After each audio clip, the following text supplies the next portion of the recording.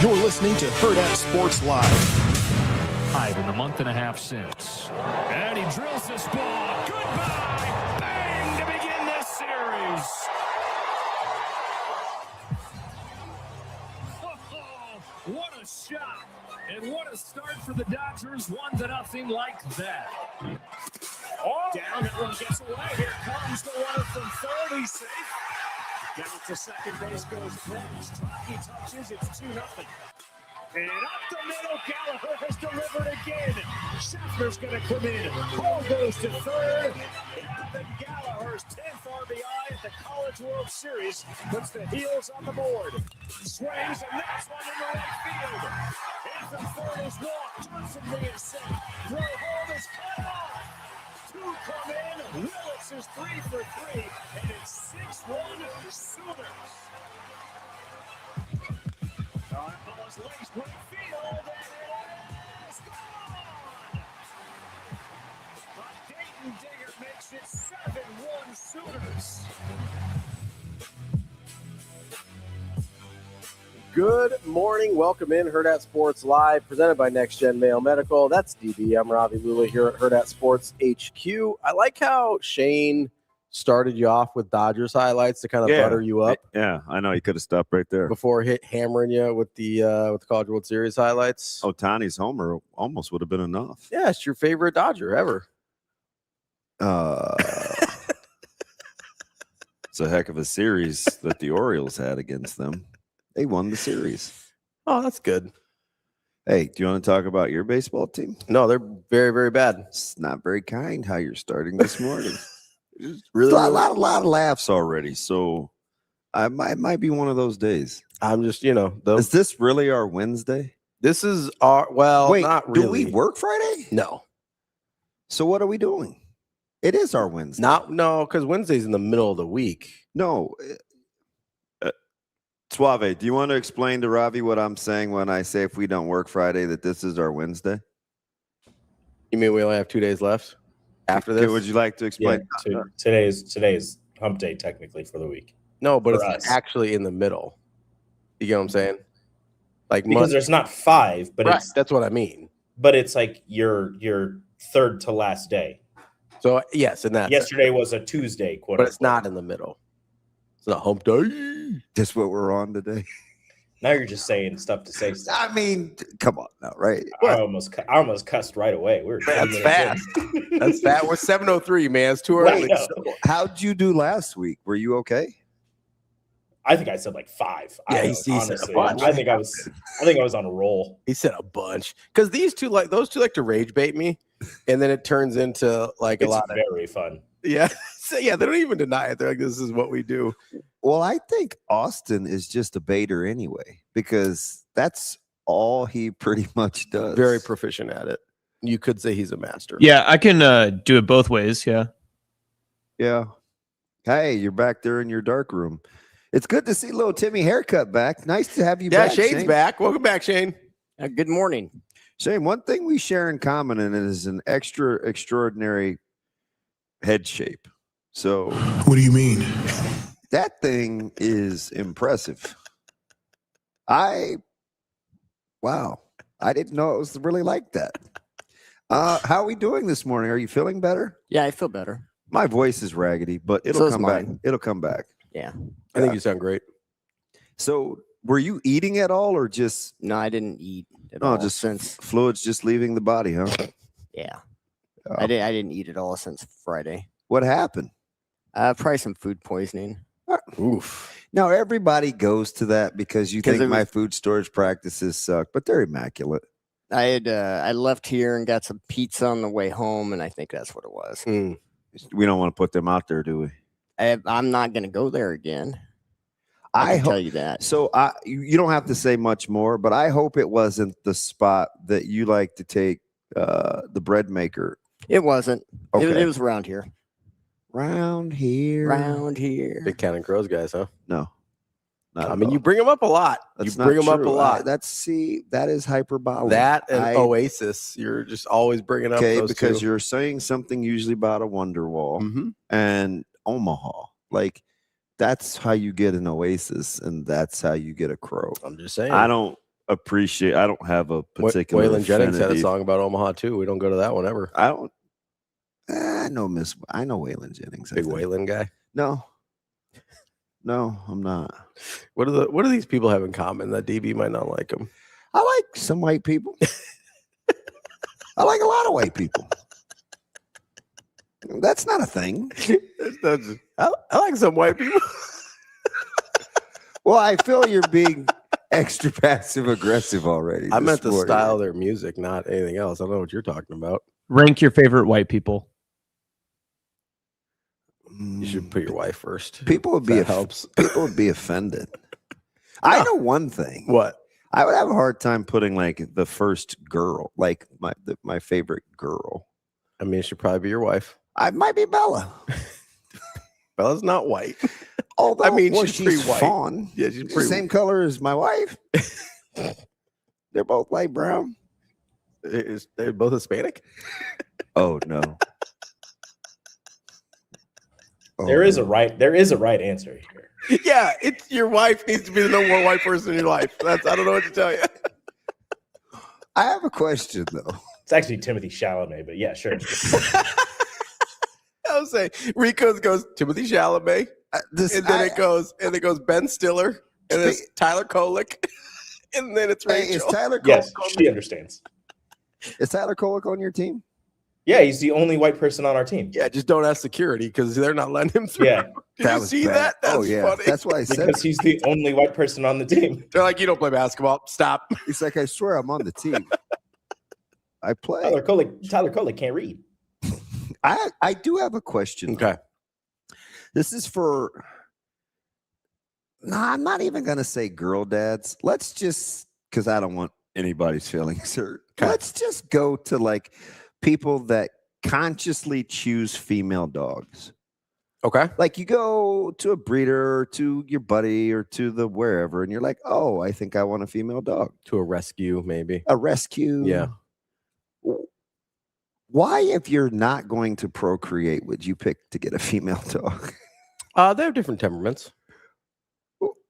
Isn't that where we get the one bad B word from? Well, We don't want that temperament.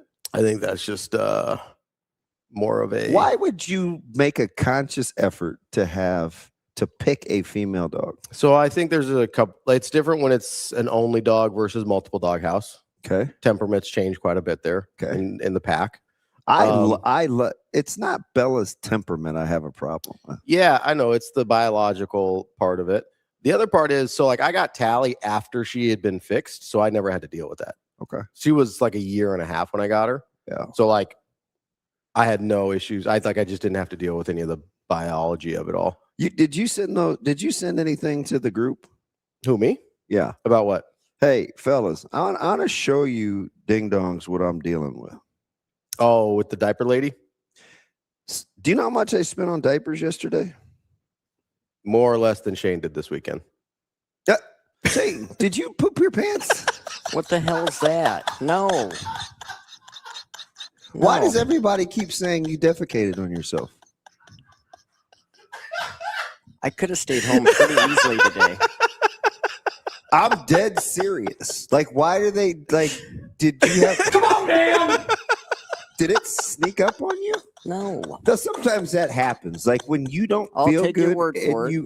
and then it's like, oh, Whoa! yeah, you got to do the double switcheroo. You just flip it around. I'm dead serious because It's a thing that happens. it's okay. Yeah, it's not a big deal. especially if your insides were a little loose. But did you poop your pants? No. No. Did you? You guys are just picking on me because I'm white. That's not true. Okay. I just want to finish this thing. While you're looking for the pictures. So, No, I sent them the pictures. Oh, okay. So roughly about $59 yesterday in Doggy diapers? because it's trial and error. Yeah. So And she doesn't really have the tail, so there's nothing to keep it on. right. Yeah. And I thought Scott was being serious yesterday in the chat for a second when he said duct tape. But then I realized she has fur, so that's not going to work. Yeah. So, well, you don't want to duct tape it to her. You duct tape it around the top so that it like keeps it tight. So I did a lot of Googling, a lot of TikToking. Mhm. And I wondered too, because real time, I'm like, some are in onesies, some have suspenders, some have like, why are they all like this is what she's doing right now. Yeah, she looks like an old lady. Okay. In like a muumuu. So look at that one. She's getting her SAG game right. That one looks like she's got a boyfriend in prison. Wow. Aw. Not gonna be violating my Bella. Isn't that where sagging pants started from? No. Oh, that's the root. That's what everybody would said. Like when you were white and sagged your pants, or like went to a white high school and sagged your pants. They're like, that's how they know you have a boyfriend in prison. They said this at Millard North? Yes. Who's they? I like people's parents and stuff when they were trying to get you to not sag your pants. Hey, go back to the diaper one, the other diaper one. So those were a waste. Yeah, that's not working at all. Those were a waste. So about 7:30 last night. Kobe, she is sad. She does not enjoy the diaper. No. She's looking at me like, dude, you're a fool. So about 7:40, FedEx comes for somebody dropped it off, whoever I ordered. Like the diapers? Yeah. So I went with these Velcro disposable ones. But you still have to put the pads in there. Okay. So she's decided and they kind of Velcro on so they stay, but the material is much different. It's significantly better. Okay. So she's a little pretentious. Yes, Corey, that is why the dog has a diaper. So she doesn't move. Mm-hmm. So once it's on, she puts the pad in and you Velcro it up, she literally will just sit there. She's like, I'm not doing this. So it got competitive. So I think Oklahoma had scored maybe the 6th run. And when we started this process, it was 3-0. Yeah. 3-1. She sat there for roughly 2.5 innings and just looked at me. And I looked at her and she looked at me and I said, Bella, you're going to have to learn to walk in these things. She's like, yeah, no, not happening. Just putting it in park. So I put the straps as loose as they would go around her bunda. Mm-hmm. So it wasn't very, and I patted her belly to make sure she could still breathe. Mm-hmm. And she gets up and slinks her little cell phone over to, I said, this little girl, I'm not having this with you the rest of this time. Right? Mom's going to be gone until the next couple of days working. Like, this is me and you. Mm. Like, you're going to have to start doing the right thing. Yeah, no. Carrying this little girl around. Like, you should get a little backpack for her. I am definitely not that white. That's what you guys do. T-Mac says, sagging in prison. I had it backwards. Sagging in prison lets other inmates know you're available, not that you're taken. I thought that was how loud the flatulence was. I haven't been, so I'm not sure. That's not what. Okay. I was going to say I haven't either, but. I mean, jail and prison are different. A holding place. It's different. So I have to do some more research. And it's like 5 to 7 days of this, sometimes 10.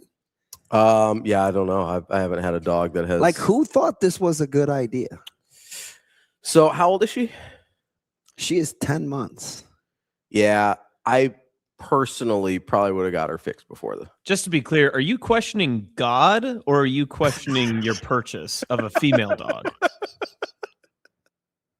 I'm going to keep it a buck. You're questioning God. Why did they make people that way? I'm going to be honest. There's a lot of like design flaws in the human body that I'm like, that could not have been. Like better. There's like easier ways to do this. Yeah. Right? But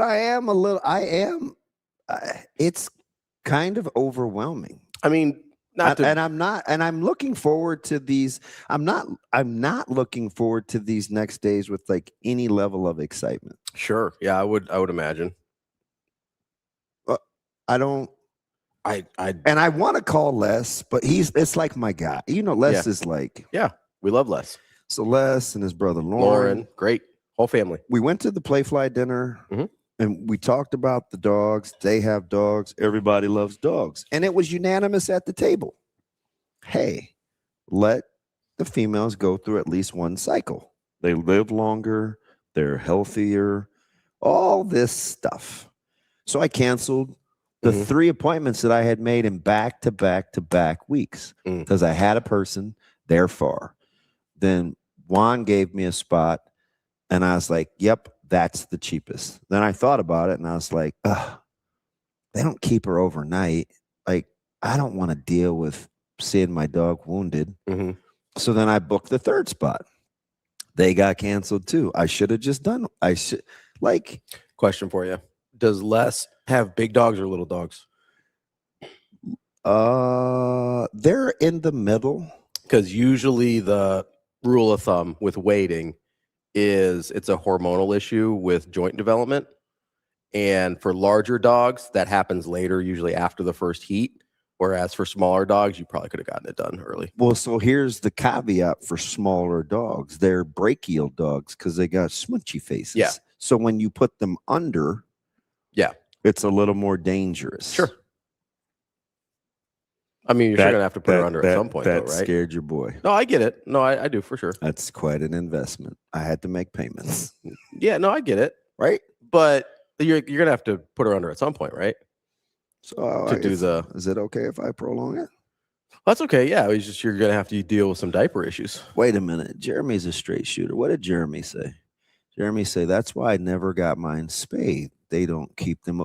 So, mine did. Okay, so I'm not trying to have this be doggy hour, but because I got to get to you in a minute, Shane. What I do? Should you pay for the convenience of the care? I don't think it's like there's a $212 difference between an overnight stay and not. So I haven't gotten one fixed in several years, and it was boys. So I'm not sure. Wait. None of these dogs should even exist. Dang. Now, come on, man. We go way back. I can't function without my dogs. I'm just telling you. Is he being serious? I don't know. He might have to go to his room. But if we're out on dogs, I'm done. Can't be out on dogs. You can't be just out. Yeah, dogs are the best. We were going to hang out in Oregon. Not sure either DB and I would be here without our dogs. So I wouldn't. I know I wouldn't. Certainly don't want to speak for you. I wouldn't. I don't understand. Like, I'm not doing this for the next 5 days. So for me, I think the overnight I think that's worth it personally. Like I think every time they've done one of mine, there was an overnight. Hey, Juan knows a ton about this. Juan, what WWJD? It actually fits. What would Juan have done? Would you have got her spayed before? I think, yeah. Scott, you have like 27. Of course you can't. He's got little guys though, doesn't he? I'm telling you, the most impressive thing about what they do as a family is they all those dogs stay in a line. Yeah, that's incredible. It's incredible. Yeah. I don't ever see them get the leashes tangled or I got some idiots. Have you ever seen? Oh, me too. Like, have you ever seen those dog walkers? And they're all little. 8 dogs, and they're all just walking. I'm like, how did you manage that? So my there's a B&B attached to my barbershop. Juan says spayed before. Oh, thanks. Good talk, Juan. Appreciate that. A little late in the game. Although he did give me 2 good recommendations. So I'll give him that. But why didn't, I think I asked out loud. No, I know, Heath. I know. Guy's got a funny sense of humor. I didn't even want the dog. Yeah, didn't it just kind of get dropped off on you? Man, listen. We're not gonna get into that. I think I like there's certain parts of a female dog's personality that I enjoy. No, I mean Bella's cool. She's great. Great dog. Yeah. Your wife loved her, right? Yeah, so did I. Yeah, she hung out at the house with the boys for a while. She's a little cuddle bug. Yeah. But she runs the show. Oh, yeah. She runs the Which show. is funny because she's like a third of the size of Buddha. Yeah, I weighed her yesterday. She's 10 pounds, 9 ounces. Yeah, what's Buddha weigh? Like 25? No, he's 31. Okay, yeah. It's so literally a third of the size of Buddha. Yeah, and Biggie's coming down. I'm starting to see the spine. He looked bad, didn't he? The back legs looked like they were struggling. Well, the vet said that he's getting weaker. Yeah, that's tough. Yeah. All right. So I'm off the dog thing. Okay. I'm maybe a little crabby. Mm-hmm. So that's why. What time did I get here? 6:54. I had to wait for the one last spotting because I know I got 4 hours. And, yeah. you know what I mean? I got you. Nobody's up, and Biggie's eating wet food. So, dude, Bella wanted that wet food so bad. That's why I have to stand there and gatekeep. Normally, I could just leave. I was straight boxing that dog out. She's wild, man. She thinks she runs the place. She was like, "Wait, what's up?" Because now that it's not in a bowl, you have to put it on a plate where he can access it. Yeah. She thinks it's a free for all. Dude, he made a huge mess too. Dude, it's all over the place. I know, man. I know. So not only did I have to wait, I was like boxing. He'll get it off the floor. He does. Yeah. So I didn't worry about it, but I had to keep boxing her out because as soon as it got on the floor, she's like, "That's free game. That's mine." And I was like, I'm glad I put those steaks back in the fridge because you'd have really been letting me have it. Not only are my dogs messy eaters. "Oh, dude, my dogs are super messy eaters." Because the other two, but they clean up for themselves. It's gone in a hurry. Yeah, no, they fast. Wait, you have a Dachshund? Are those the wiener dogs? Yeah, Dachshunds. No, he said Dachshund. That's how it's pronounced. That's how you pronounce it. I thought it was it's like Todd? Almost. Yeah. I saw him Friday at WS. No, North guy. Save it. Okay, Shane, back to you for a second before we get to. I'm genuinely curious. I have a question also, and I'm trying not to. It's a genuine question. Be a Richard head, but yes, I'm being sincere because even yesterday when you were getting lambasted, I still had your back. Why was I getting lambasted yesterday? The end of the show yesterday was extremely funny. It was, unless it was you. It was funny. That's great. It was funny for everybody else. Yeah, I hear you laughing, Austin. Sure. It was funny for everybody else. I hear you laughing too, Ravi. Sure. Yeah, you do hear me laughing because my mic's actually on this time. Oh no, Shane! If it makes you feel any better, nobody in the stream could hear us for the first 10 minutes that we were on. So that's a positive. No, that's an exaggeration. It was probably 5, 4. But that's one in your column. That's one in the Shane column. Is that it took us at least 5 minutes to figure out how to produce the show. That's good. Yeah. See, that was a nice thing I just said to you right there. Kobe says it was fucking hilarious. That's good. Is that the first time we've gotten a Shane F-bomb on the air? I think that's the first time we got a Shane F-bomb on the air. I know he's low-key simmering, so I'm chilling. I've been around him forever, so I know he's not tickled right now. I care, man. This is a legit question. Damn it. All right, somebody dropped it. It's a free-for-all now, boys. Kobe is capable of gaslighting anyone at any time. No one is safe around Kobe. Light the match. All right, but listen. So you didn't feel good on Friday. Not until Saturday. So he ate the pizza on Friday. No, so yeah, right. Mm-hmm. So when did you eat? Since Friday? No, when you said you got the pizza Friday. Yeah. When did you eat it? It was like noon. And you didn't get sick until Saturday? Yeah. That's about right for food poisoning. It takes 6-7 hours. It takes longer than people think. I mean, not that I would know. Yeah, you would be intimately familiar with food poisoning. I've never had food when poisoning. It's not raw, nasty ass meat, it takes a little longer. When it's like normal food. When it's not just like, I just left the shrimp on the counter for 3 days. You guys are just going to keep bringing up the shrimp. And it had to be that because that's all I ate that day. Yeah. It probably, I mean, you I don't eat that much. Especially. So what were the symptoms? I hate when you act like I'm speaking Portuguese. What were the symptoms? Oh, they weren't good. Are we just not going to do this or? Probably not. Okay. I already did it for like 3 days. Are we talking about above or below deck? Is that what you're asking? So you had loose stool and you were vomiting, right? Yeah. Were you Did you feel fine? Were you like headaches? Other than when that was going on, I felt fine. Okay, so that's why you didn't know if you could leave the house. I just wanted to. Well, okay.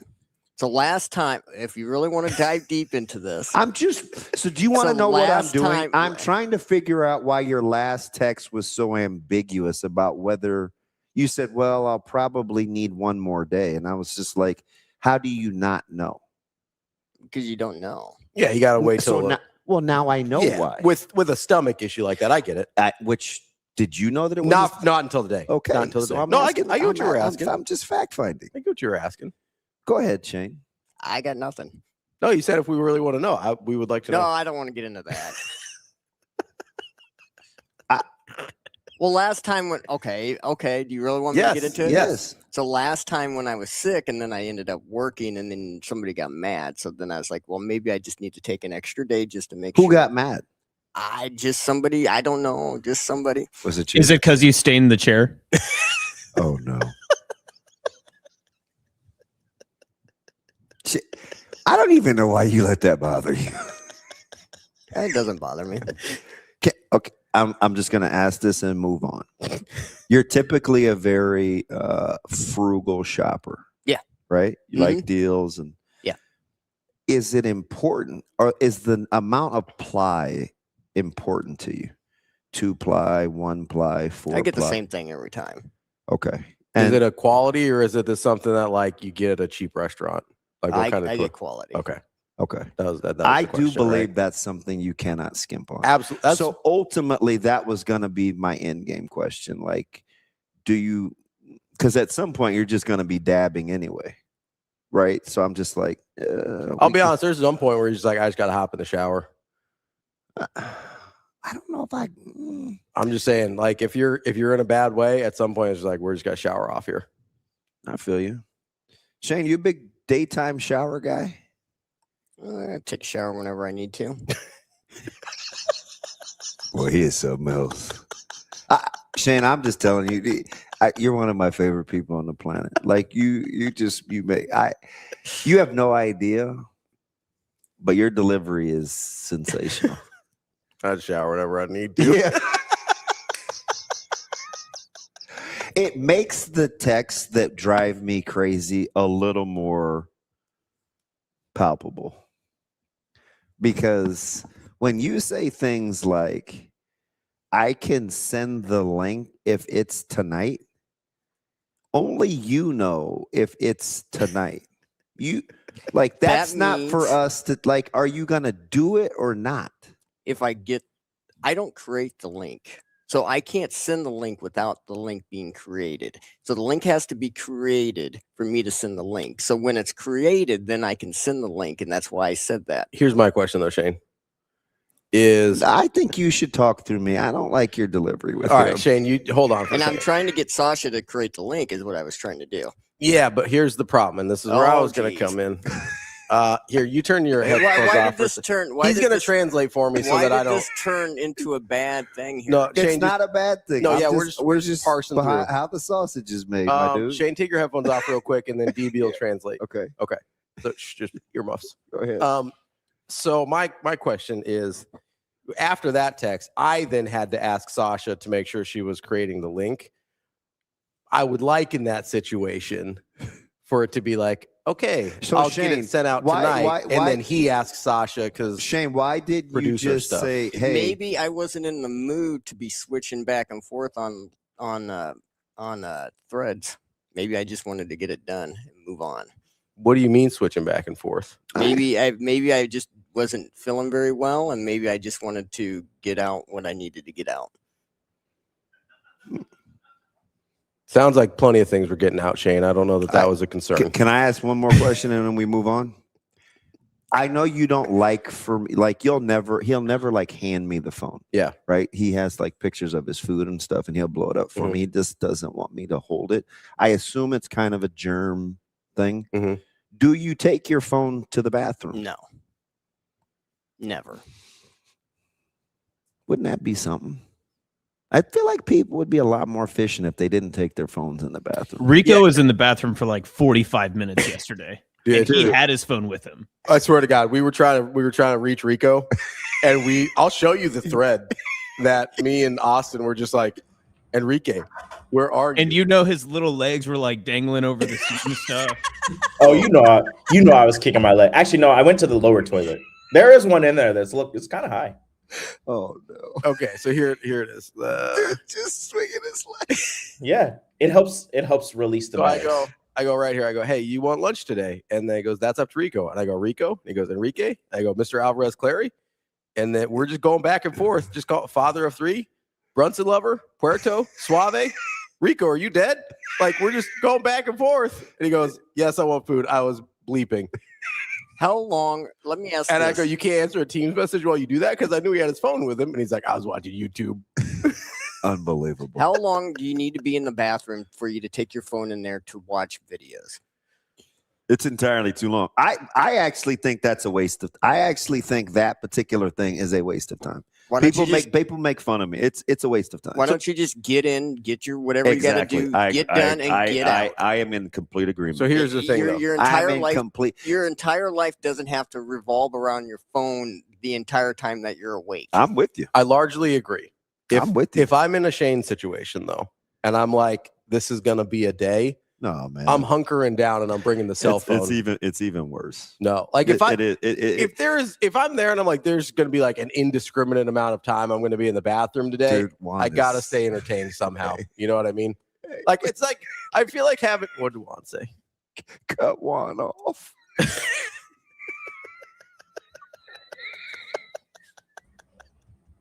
Damn.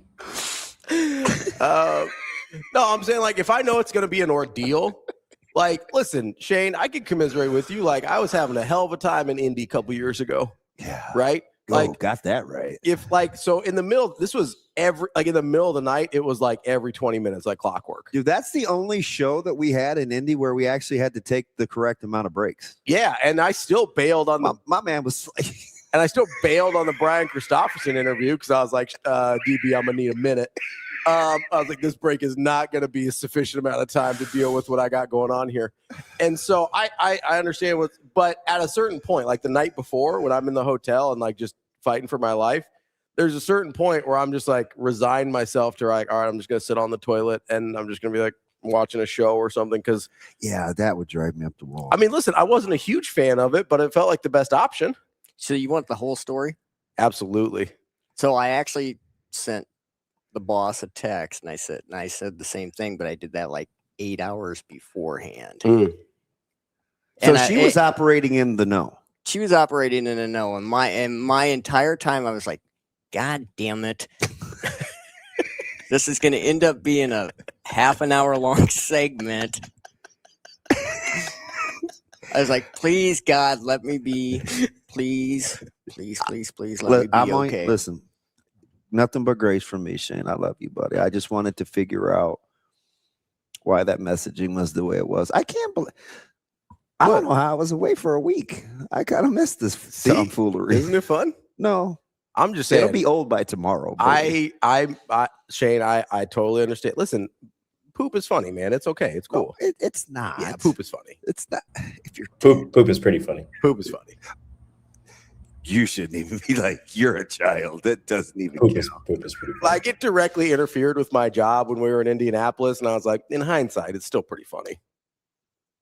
Like, the experience wasn't funny, but the stories are kind of like, I'm sitting there fighting for my life while we're talking to Coach Rhule. First time I ever met him in my life, and I'm like, I was like, do not shit your pants in front of this man. Don't you do it. Like, that's my entire, like, I'm trying to ask questions, and I'm just like, if you're ever going to have any sort of like professional relationship with this person, you cannot poop your pants in front of him. Was that like the hardest core workout you've ever done? Yeah, dude. Just like lock it in, man.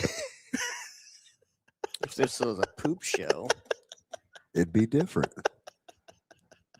Wow. Yeah, apparently TK is not a big poop talk fan. He's just like fighting. He's like, guys, we got to move on to anything else. My motives were genuine. Mine too. No, always. No, always. Do you guys remember when TK would call into the show in the middle of a lift and be like, yeah, sorry, guys, I'm just, hitting the lat machine right now. You'd hear this clang clang. Like, ooh, God, what's up? And I'd be like, did you could have waited 5 more minutes till you knocked that set out. You know? It's true. Yeah. You can't, I mean, listen, you can't really focus while you're on the. He doesn't. The only difficult part of TK is the cadence. When I don't know when he's done with a thought. Outside of that, he's fine. Yeah. I think the cadence is much worse when he's at the gym. Dude, he was lighting me. I don't know. He had a lot on his mind this weekend. He had a lot. TK says I'd never use the lap machine, frat boy. Damn. That's a real O-Lineman answer. Yeah. Oh, sorry, strictly calf raise. My bad, TK. TK will go in. TK will go. He gets mad at me. I'm like, look, man. He was probably on that glute kickback machine or the hip thruster. I know what those O-Linemen are about. So the last time I saw him, he looked fantastic. No, he did. He looked good. Yeah. I wonder what the suit dimensions are. That'd be kind of funny. Oh, I can only imagine. Back when I was lifting a lot, my suits were impossible. It's a good thing my mom's a tailor. I would have had real problems. Hey, can she take pleats out? I don't think so. Because those are him from. I have to look at how that looks. I'm not sure. I'd have to see what they look, or she'd have to see what they look like. I don't know. I have a sweet suit that I can now wear, but it has pleated. It has pleated pants. It's probably. It might be COVID. Depends on who you ask. Some people say pleated pants are coming back. Those stupid cut-off sweatpants are. Yeah, I don't know what that is. Ugh, I see them in everybody's workouts. Yeah, now. I've been seeing it now, like on the 7-on-7. Like it seems like it started like 2 weeks ago. Yeah, Nebraska's OTAs too. Like I've seen some guys rock that style. Like it seems like it came out of nowhere. Yeah, I watched some of their workouts Saturday morning, and this guy right here, that guy. Yeah. I don't know if this is good or bad. Coach Snow for his age. Mm-hmm. He doubled down on those guys' minutes for their core workout. Oh, yeah. He got into a double-digit number. Oof. You've said that before. Like I didn't believe him. He's a monster. I didn't believe him. Yeah. Like the coaches validate him, and he's like, and he's real, shucksy. Mm-hmm. In workout Saturday, he was like, you guys, like it was different. The competitive dude came out. He doubled down. I think it was like 11 or 12 minutes, and I was like, that's terrifying. Yeah. And you don't want to be all weird. Like, let me see, man. What are you working with under there? Or at least that's weird. You just kind of want to hit him a little bit. You just be like, what's going on here? He's very. What's weirder? Does it come across as super approachable in that environment? What's weirder? Asking to see someone. Is it more weird or weirder? I don't know. I think they're both words. Weirder's a real word. I don't know. I know it makes you like it doesn't sound like one to you, but it's a real word. Okay. Is it weird or is it more weird to be like, hey, let me see the abs, or just like hit him in the stomach a little bit? And I feel like the hit in the stomach's a little more natural. Like if I walk up to if he was in close proximity. Yeah. Like stand up here for a second. Like if I just seen you do like a 12-minute ab workout or something, I'd be like, dang man, what's going on? Like that's not crazy. No. Right? Like that's not bad. Yeah, I'd probably do that. But if I'm like, did you need me to really do that? Yeah, I didn't need it. Well, but if I'm like, DB, let's see what we got going on here. Like that's weird. He was checking your abs. He was actually checking. How were they? Pretty good. Let's go. Pretty solid, you know. Thank you, Next Gen. Even though I'm in my fat kid clothes. That's the Coach Williams one, isn't it? Yeah. Yeah. I'm not. He's just bigger than me. No, I just meant size wise for you. That's the biggest one. Yeah, there's a 4X in here. Yeah. That's a big one. He's a big guy just in general. Like how was he, like 6'4"? Yeah, he looks terrifying. Yeah, he's a big dude. And he's literally the second nicest person on our staff. Okay. It's clearly Sikora. Sikora? Yes. Okay. I was saying it's not Jernigan. Again, not Sikora was Queen. offering guys from other teams ride homes again. Well, he's a good dude. Yeah, I'd be like, yeah, you sit your little behind. And I'm the cool kid guy. Yeah, you're the one that you get hated on because you're like, hey, they're on a different team. Knock it off. Yeah, like I don't know, man. That just doesn't bother me. Although Oklahoma was bothering me last night. Well, that's and it wasn't the winning. What was it? So it was a couple things. All right. Number one, I don't know, and it's not a Canadian thing. I save the jokes. I hate his frame jobs. He was not Now his staff was dealing, but he wasn't helping those guys. I hate the snapping of the mitt. Yeah, no, it drives me crazy, especially on the high ones, like the high breaking balls he where he kept like brings it snapping down. the mitt, and Yeah. I was like, and the thing that was really aggravating me, he would hold it to like wait for the call, and I was like, your frame job sucks. Like, And that ball was a foot out of the zone. if you like, I mean, just the snapping and the moving, I was like, who taught you that? Well, and it's so and he would like look, and he would wait. it's so herky jerky that it's obvious you're framing it. Like you want that thing to be smooth. Like you just want to like glide it back into the zone. And then my favorite is, I have to go this way because he would have the bat, Mhm. and my man would be like,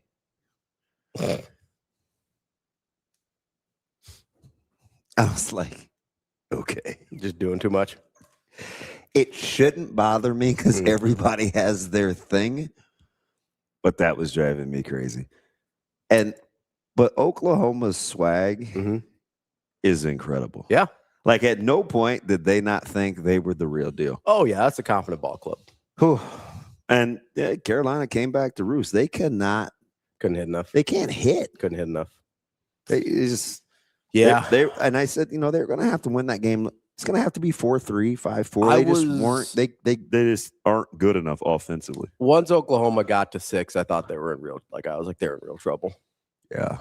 I couldn't believe the pitching fell apart to that degree to give up 13. But after a certain point, it's like it kind of is what it is. So I think early. I mean, getting nickel and dimed, right? They had 8 early, hits and 7 early. singles. Yeah.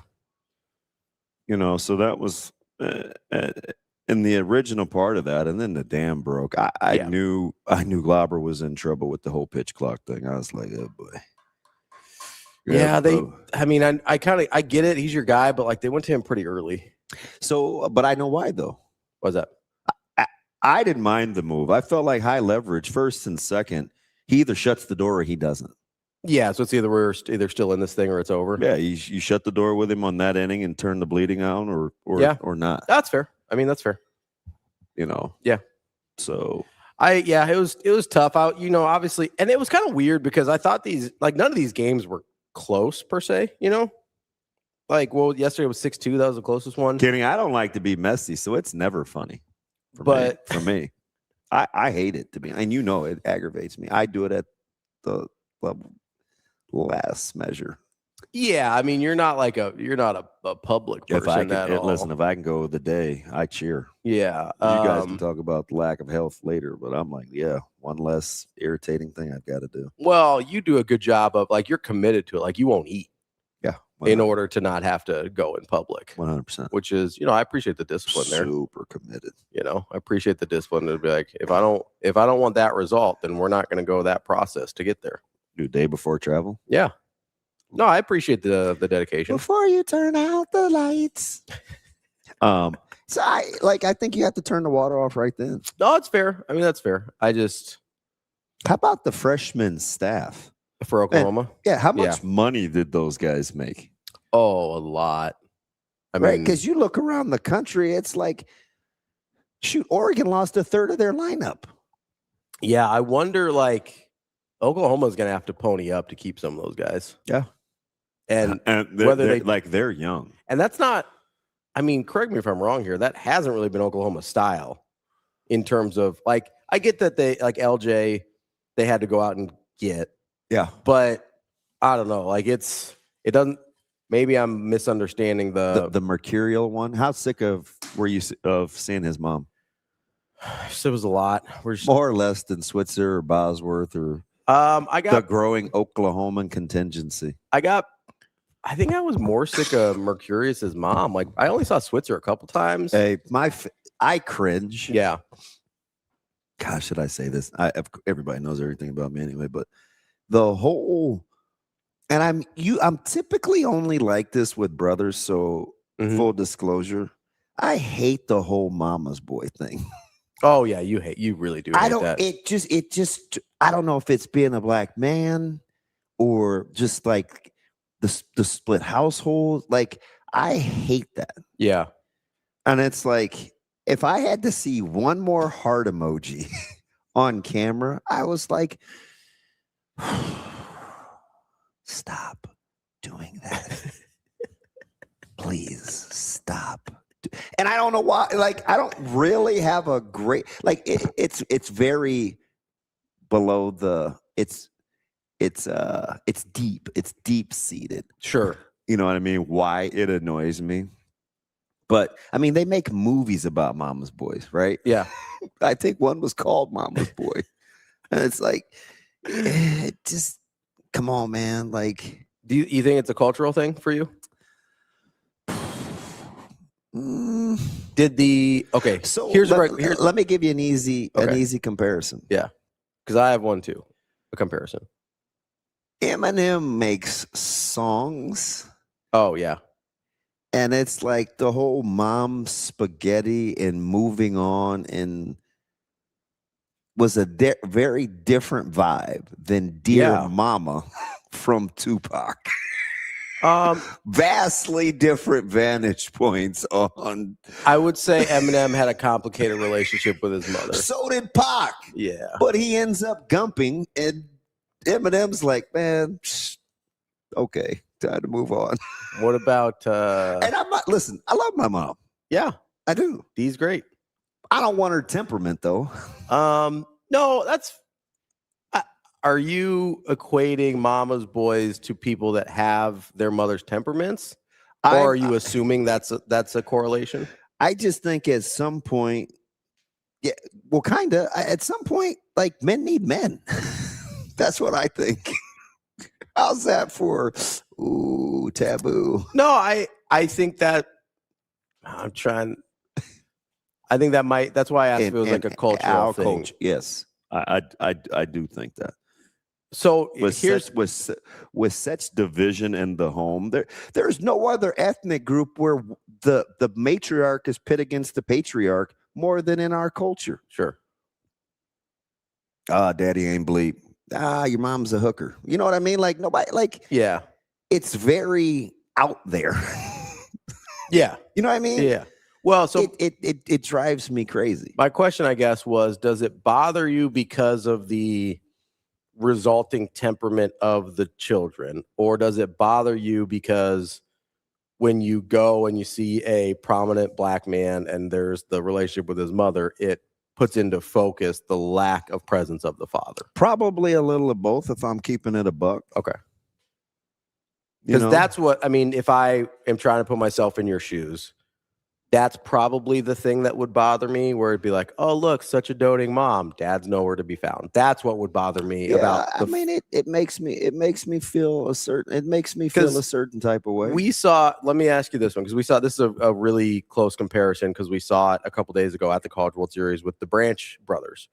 We saw mom crying. They were showing her a ton. You had the home run for Colby in his last at bat. Waterworks immediately. Did that bother you? No. Is it because dad's standing right next to her?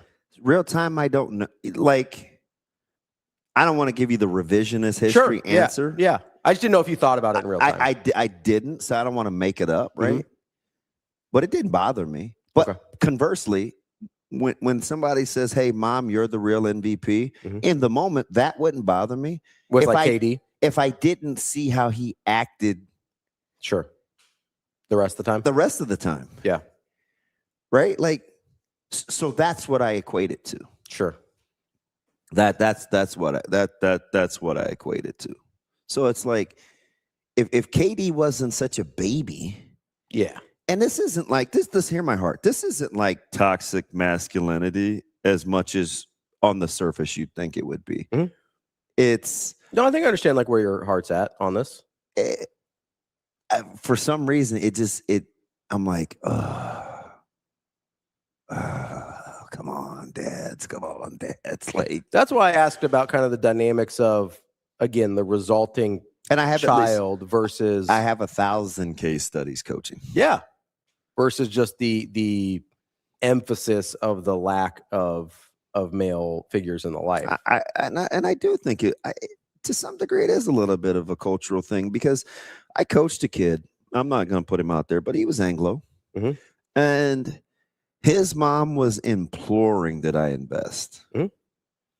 Like, hey, we'd like to get him into your school. Like, we want him to stay close to you, this, that, and the other. And it was like, okay, I can have something very similar differently. And it's like, hey, I got this. So it's very individual. Okay, I get what you're saying. So like my percentage of having I just have a lot of documentation. So like a lot it's of not always one sure the same with one versus the other, but it's like, sometimes we can't play on both sides of the streets, and then you want the discipline. Is it so? Part of it seems like for you, correct me if I'm wrong here, is the fact that within certain situations or cultures, the mother in the situation is like, hey, please invest in my son. He needs adult male role models, versus because of certain factors, sometimes the mom is like, we don't need anybody else. Generally speaking, I don't even know how we got into this. Generally speaking, I think dads will be like, hey, listen to your mom. Generally speaking, moms will be like, your dad ain't bleep. That bugs me, because I think with young people, you have to keep the dream alive. Sure. Right? Like, it's not about the dynamics here. It's about the dynamics down here. And too often we miss that. Yeah. I don't even know how we got there after talking about Shane's loose stool. But Shane, I just wanted to take the heat I can't even say pressure. I want to take the attention off of you. Off my shit. It's okay. Dude, it happens to everybody. Everybody gets. What's okay? That's like 3 expletives in 50 minutes. Austin is a child. Is that Austin or Rico? That's Austin. That's awesome. Austin, is there a super explicit? I mean, we've. So these are all different segments. So we are on a 3 in a row explicit commentary. So that's good. And you didn't even get into the the crux of what happened on Friday before I had food poisoning. Well, what happened, babe? Yeah, what we got? I talked Remember to you I on Friday, texted you didn't I? about it, Ravi? What did you have? What happened on Friday? Ceiling? Oh yeah. Oof. Oh, you were having a bad weekend, bud. Yeah, it was bad. Shoot, not mine. Although my plumbing bill was only $165. Your poop hit the ceiling? I wish. He's just. You ever seen Daddy Daycare? Because I missed. No. Is that Eddie Murphy? Yeah. Well, I haven't seen it then. Oh, you're a hater. I just don't like it. What do you want me to do? You want me to go out of my way to see movies of people I don't like? What are we talking about here, man? No, but sometimes you can be surprised. I like a couple of movies with Tom Cruise, and I think he blows chunks. What's your least favorite food? Like, do you need a category or just pick anything?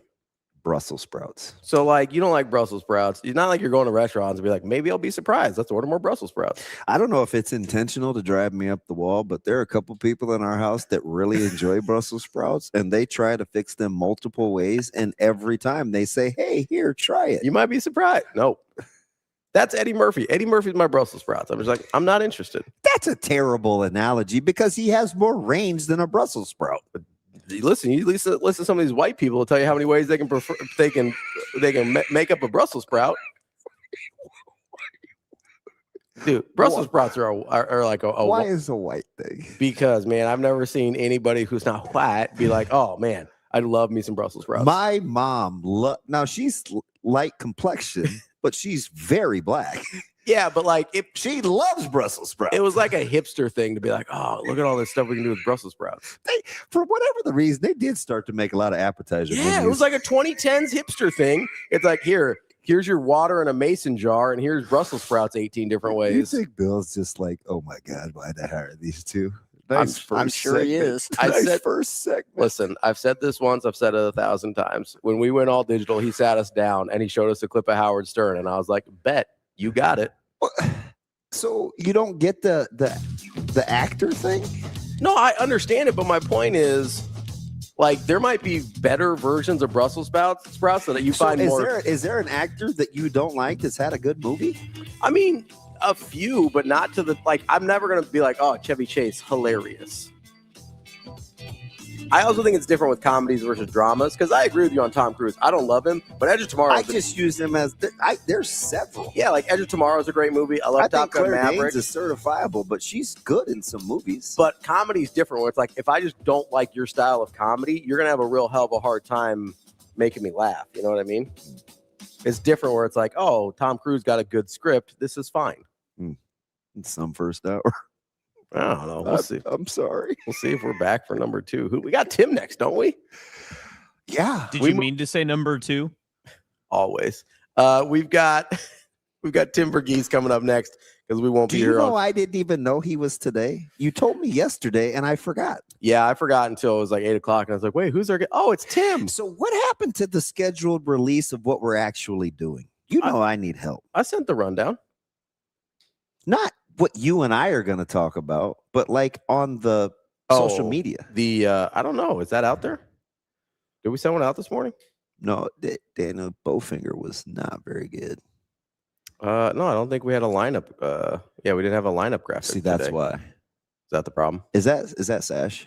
She gets a ton of grace. She is on up. Yeah, She's not good. Just have yeah. Did she give herself the day off? No, she never does that ever.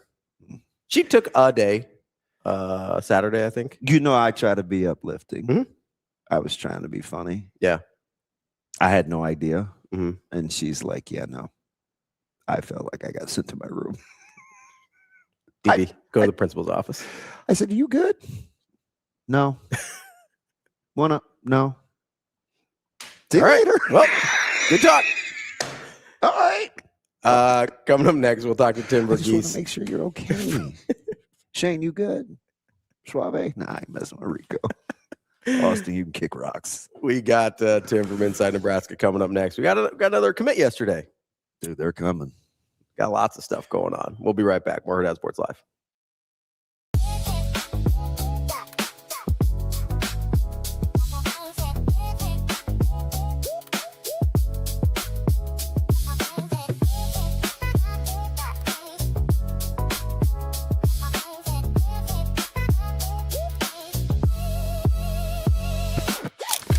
It's time to slide into savings at Edwards Nissan.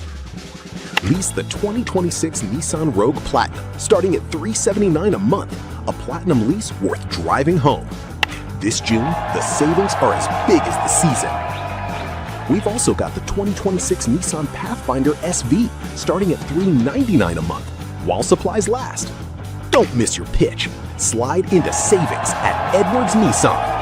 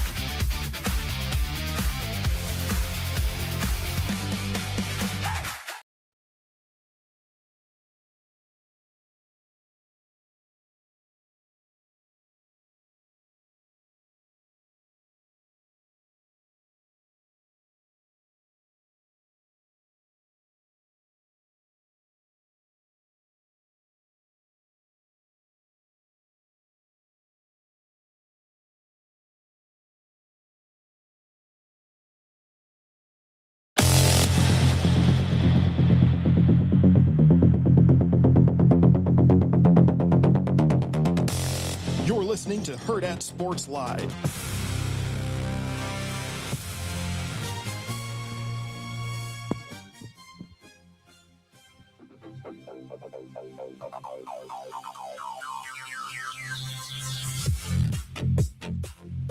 Welcome back, Hurrdat Sports Live, presented by Next Gen Male Medical. That's DB. I'm Ravi Lulla here at Hurrdat Sports HQ. We are joined now by Tim VERGHESE from inside Nebraska. Tim, how we doing? Good morning, guys. How we doing? TV, how we doing, bud? I feel like, are you sick of me? No, never. I Okay. texted you last night. You never texted me back. Uh-oh. Hey, you know the cool thing about my... Oh, he's in blue, yo. No, okay. So wait. So here's the cool thing about, I've been complaining about my phone switching over because there are like new people in my, whatever you call it, phone book. Contacts, yeah. That aren't mine, right? Like, I don't know whose they are. Everybody has their hypothesis on what happened. Ravi, what do you think happened? I think when you switched over to Google, it like just took your Google account and whatever people like call themselves in their own Google accounts, and that's your contact list now. Yeah. So, for instance, TV, there's a group text, and one of the people on there is infamously named what, Ravi? In the group chat? Juju. Juju? Yeah. I have no idea who Juju is. Right? Well, I mean, we do now. I do now, though.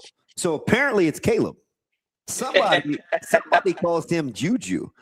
And he sent me this nice message from a couple weeks ago, maybe. And I never responded. So he sent me a Father's Day message yesterday. And he goes, even though you didn't respond to my first nice message, I'm going to try again. And I was like, wait a minute. When did you text me? It was a really nice message, too. It was great. Yeah, I it was almost like cried reading it the first. Like, really I was like, heartfelt. oh, why did I skip that? It's like really kind. But it says, I showed Robbie, I said, see, it says Juju. I have no idea who the flip Juju is. Yeah. Like, so where I was going with this is in 24 hours. So 24 hours from when you sent that text, it will alert me that I haven't responded. So it'll bring you back to the top. Okay. Yeah. So I gotta wait for like no. He'll get back to you in 3 to 5 business days. Yeah. Tim, I am so stressed. There are too many women in my house, and I cannot function. Like, my dog is driving me crazy. So I'm like, I'm at wit's end with this little girl. So, and I have, as you saw Saturday, another terror that drives me up the wall. And by the way, is it not weird? I just have to put a chip in Zoe. She knows every square inch of that campus. She knows the secret entrances. She knows like where the garages are open, where you don't have. I could not. It's like the grocery store. I could not see her for an hour, and I know she's fine. Like, she knows every inch of that campus. You put GoPro on her. She gives just tours to people. Dude, and all she does is talk. This girl's never met a stranger. Never met. I was gonna say she might have put on more miles than anybody on Saturday. And I like to get around, right? How hard was it for you, TV, to work the schedule with all the? Because I tell these guys what Nebraska pulled off is bigger, in my opinion, than just Battle of the Boneyard, right? It was the OV weekend. It was the Battle of the Boneyards. It was the reveal. You know, they had to navigate the weather. They had all the preseason ticket sales.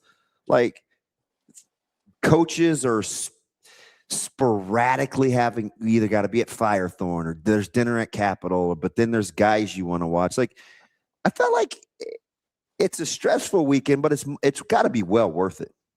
Yeah, and I mean, it's a lot that goes into it. I mean, just I would say not even the weeks, it's the months leading up to June 20th and the time that went into this. I mean, props to everybody in that building for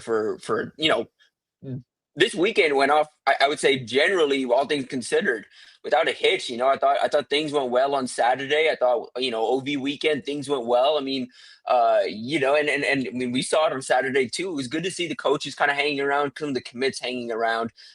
But for me, I thought, like you mentioned, to be able to navigate that kind of on a whim of, okay, weather's rolling in, we got to move indoors. Oh, we're fine, we're good. And you know, I mean, I talked to coaches all day, and they were I mean, the first thing they said when I was talking to them was, you know, for the guys that had never been to Nebraska, they talked about the facilities, but all day they were pretty impressed with how Nebraska adjusted and made things work, and just about every team there. Would like to come back, and that's encouraging. That's positive. You had some of the top teams in the country in town. It was really good to see all of that competition, see them bring their best. Those guys compete. That was really cool. And then, like I said, you know, I think the biggest thing for me coming out of the weekend, this 27 class, man, they have some camaraderie. It was really cool to see them really start to gel together. Let me back up before I let Ravi and everybody else get all hot and heavy in the battle of the Boneyard and the actual recruiting weekend. I want to go back to the state 7-on-7. This is the second or third year that you actually are like a boots on the ground, put eyes on this thing. Like you're all over the place watching. Has the floor raised in your opinion, or just tell me or walk me through what you're seeing in terms of overall talent level since you've been watching this? Yeah, I mean, the first year I came, I mean, when I first got back here, I mean, I told Steve this when I stopped by Warren Academy. I said, man, this thing is, you have a lot more people here than you did when I was in college, and like when I used to pop through the facility in college. So I think the floor in general, in terms of athleticism around the state, has improved since I was in college, at least. But I think over these last few years, I mean, of course, you have your power programs. You're going to see this fluctuation in talent. But we talked about it. I think as an overall team, I think Westside's going to be the strongest team this year as a overall unit compared to anybody else. But no, I like you mentioned, I think the floor is raised. For me, what was fun to watch was just all these different guys in the 27 and 28 class who I'm like, okay, well, I have an idea of who this guy is, but I want to see a little, like, what are you doing? Like Miller North, no one talks about Sean Hall. It's a good football player, right? You know, I mean, that's a guy who can play football somewhere, you know? I thought Sean was really impressive. In the 28 cycle, Isaiah Bolin, I thought had, you know, for me, I think it was a good player. Yeah, it was encouraging to see him across 3 days. I think there's something with him, you know, where there's still something in there where it's like, hey, I want to see a little more as a junior. I want to see a little more moving forward. It was encouraging to see him. Jarvis Lott was encouraging to see him. I'm blanking on it off the top of my head. Bennington had a corner, first name Baylor, I forget his last name, but I thought he had a really encouraging performance across the 2 days I saw, and that for me is the best. Is the best is getting to see these guys compete against each other, and then getting an idea of who they are, where they kind of stack in. For me, like I've seen Liebentritt before, but I haven't seen him in this up close and get this much time around him. Minnesota's got a good one there, man. That's a good athlete. Yeah, he's sensational. I've watched him since he was a pup. Coached his brother when he was a kid. He is outstanding. He's long. He runs like he doesn't have bones in his body. He's very fluid. He's fast. He can high point balls.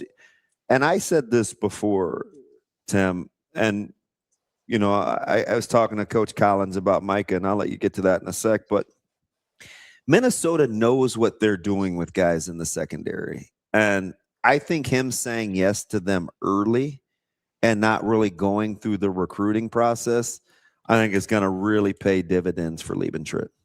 Yeah, it's not hard to squint. You don't have to squint to see what that'll look like in a Minnesota defense. Like I look at that and I'm like, okay, well, I know exactly how this is going to fit in what Minnesota does.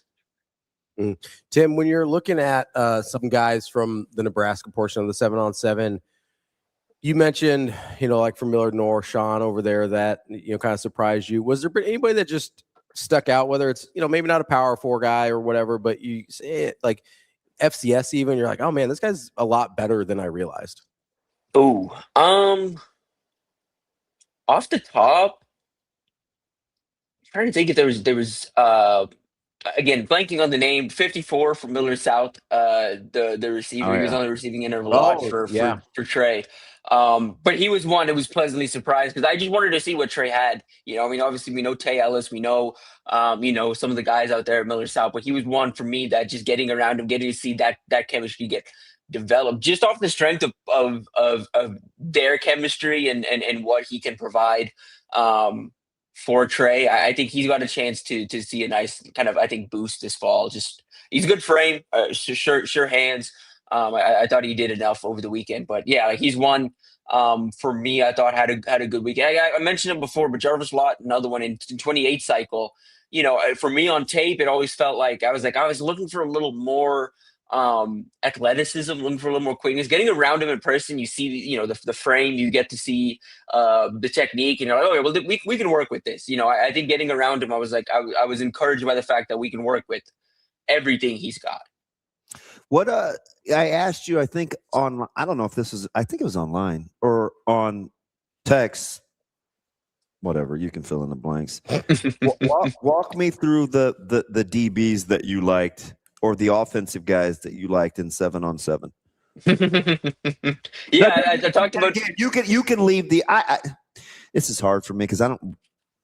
Whatever, man. Yeah. Whoever you want to talk about. Just do that. Yeah, but no, I figured we were going to get to it at some point. But yeah, I mean, for me, it was like I said, I wanted to get eyes on Lott. I wanted to get eyes on Bolin. I thought Akili over at Millard North, I'm really excited about him and what these next few years are going to look like. Again, when you talk about good athletes, how they move in space and stuff like that, I think Akili does a lot of that stuff well. Mentioned it on here last Friday. I thought Torrey had a good Thursday. He wasn't there on Friday, but I thought Torrey had a good Thursday. All things considered, and I think I don't know. And then I mean we had why am I blanking on? Who am I trying to think of? We had Liebentritt, talked about him a little bit, but yeah, and this we've been texting about Mike a little bit all off season, but this is my first time around him for a couple of days. Got to see him on Saturday again, as well. The thing with Micah for me, just physical tools wise, I didn't expect. And I think, Rob, we talked about that too. He keeps getting bigger. Like, it's weird. Like, it was just one of those things where it was just like, he just doesn't look like he did in the fall. And it's just like, man, the biceps just keep getting bigger. It's like, what are you doing? But that, and then for me, I would say the catch point instincts. Like, I think the sure-handedness is still something that's coming along, but the instincts at the catch point from the safety position, because we saw my corner last year, for me getting to see him from working from the top down was pretty encouraging. Tim, when you're looking at Micah specifically here, obviously we saw him at the Nebraska 7-on-7 event and then at the Battle of the Boneyard. Were you surprised, or I guess what was your takeaway of seeing him? Like, we knew we could play at the Nebraska kind of level against that level of competition. What was your takeaway of seeing him again in the setting at Battle of the Boneyard, whereas from everything that I heard was a pretty high level of athletes out there? Oh, the level of competition at Boneyard this year was elite. I mean, we had multiple elite. We had legit star talent at the receiver and DB group.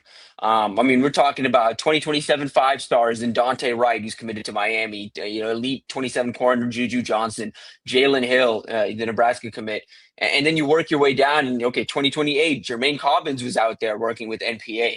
On the wide receiver side of things, you had Carter St. Junius, you had Bubba Brown for Fast Houston, who were both really good over the weekend. And you had a lot of that, a lot of that.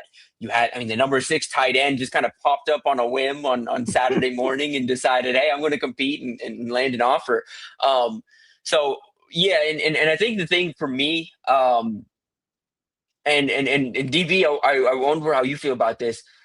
What was really cool to see across all of this, it didn't matter who Mike is playing. He's got that same energy across the board. Like, we obviously the emotions, emotions in terms of ramping it up, the emotions went up a little bit against Miller South, but in terms of just bringing it, he was consistently bringing it. Yeah.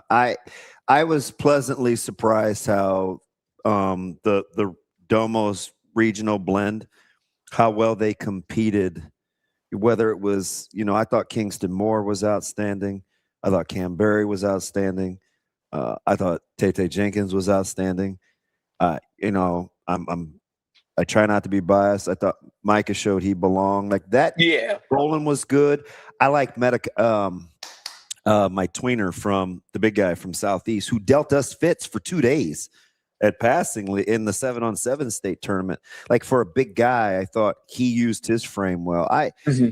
To get down to the 2-point conversion against Midwest Boom, I was encouraged by they weren't in awe or overwhelmed with elite level talent across the country. And I talking to guys from the event too. That is what Izzy Jonigan mentioned. That a couple of the Nebraska And they're guys all mentioned young. that too. Like Right. he's playing a lot of this year. He's playing a lot of 2028 guys. Like Right. next year, they're gonna be way good. Yeah, and that's the thing. Like I was talking to all of these guys too, and for them, it's. I asked a couple of guys, hey, what did you learn about yourself from this event? And it's just I can hang with anybody. Like for Izzy, that was a big thing for him. He's from Kansas City Center, and getting to go compete against some top national competition, getting to go up against, hey, I gotta face a 4-star DB. I don't really get to do that in Kansas City all that often, but I got to do that on a random Saturday in June, and I got to prove that I belonged, and so that was really cool. Tim, when you're looking at the Nebraska recruiting part of this equation, obviously most of the guys on campus this week were already committed. You got the additional commit from last weekend's class with Barrett Kitrell coming into the class. What did you think it was going to come down to between him and Kuhn in terms of whether or not Nebraska took one, both, who was going to get that spot? Like, how did that process play out? Nebraska would have taken both is the read I've gotten. They would have been happy to take both. But at the end of the day, I mean, you're in a spot where and I've had some questions about this too. I mean, you look at DB recruiting as well. Like, look, if it was up to, certain people in the building, they maybe have more DBs in the room. They maybe have more, but we're in a cycle, maybe more alignment. I mean, if you ask Jeep, honestly, he'd probably tell you he'd want 6 or 7 offensive linemen in a cycle. Like he'd like to really add some depth to that room, but there's only so much to go around. And so this one, at least for Nebraska, I think with Kitrell, with what they already did in the room and what's left, Kitrell's one of those, and I think I put Erickson in this too, but Kitrell's one of those, like, you stash develop. That's a guy in 1 to 2, or I guess 2 to 3 years where, like, it wouldn't surprise me if he's starting. And talked to him a little bit last night. I'll have that story up later today. His projections changed. I think that's really important too. I agree. He said, he talked to Coach Wade over the weekend on his OV. He's grown a little bit. So now he's a tackle-to-tackle projection, not a guard-to-guard projection.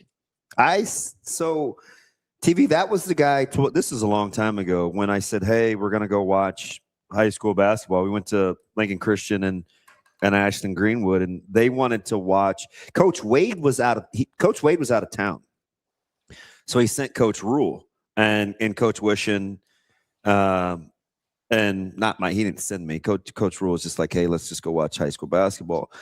And I was telling these guys yesterday, Kitrell's growth. He looked very lean, and he was kind of not a rim runner because he plays above the rim, but he was very end to end for Ashland. I was like, God, he's pretty athletic for his size, but he looked smaller. Saturday, when I saw him, I told these guys this yesterday, he looked huge. I said, he must be one of those guys whose weight can fluctuate quite a bit. When he wants to come down, he can.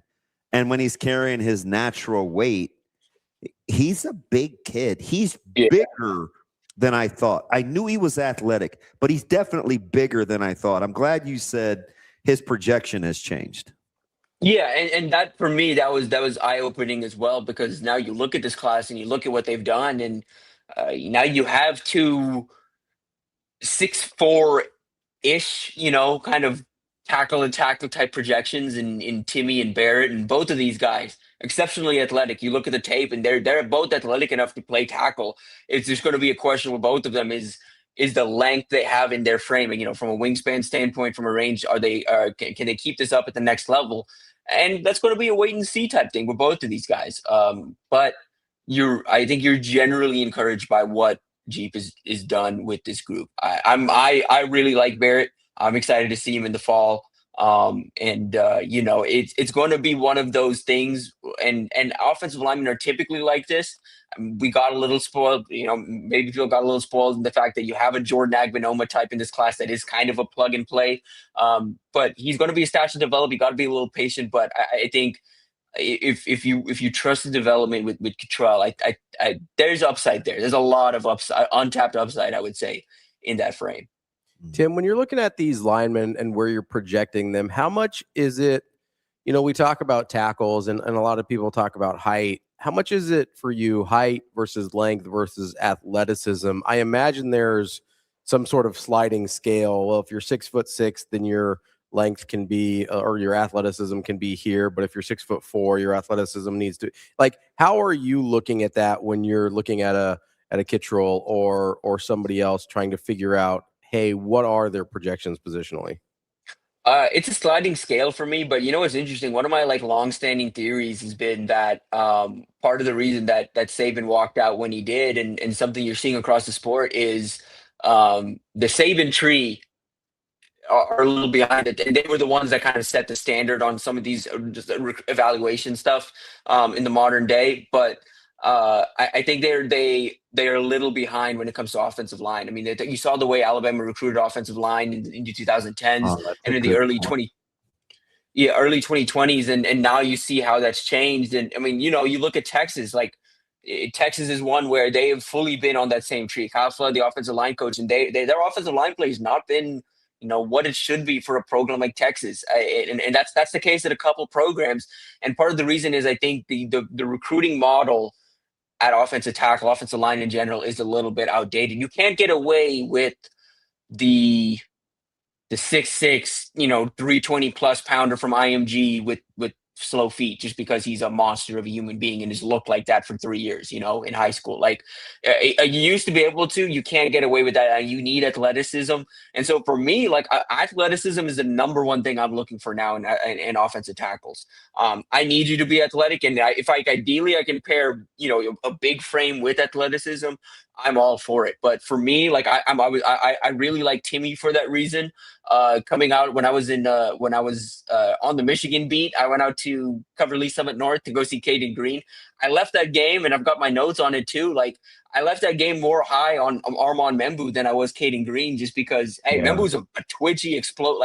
Membu's an athlete, and so I look at athleticism. That's the number one thing I look for.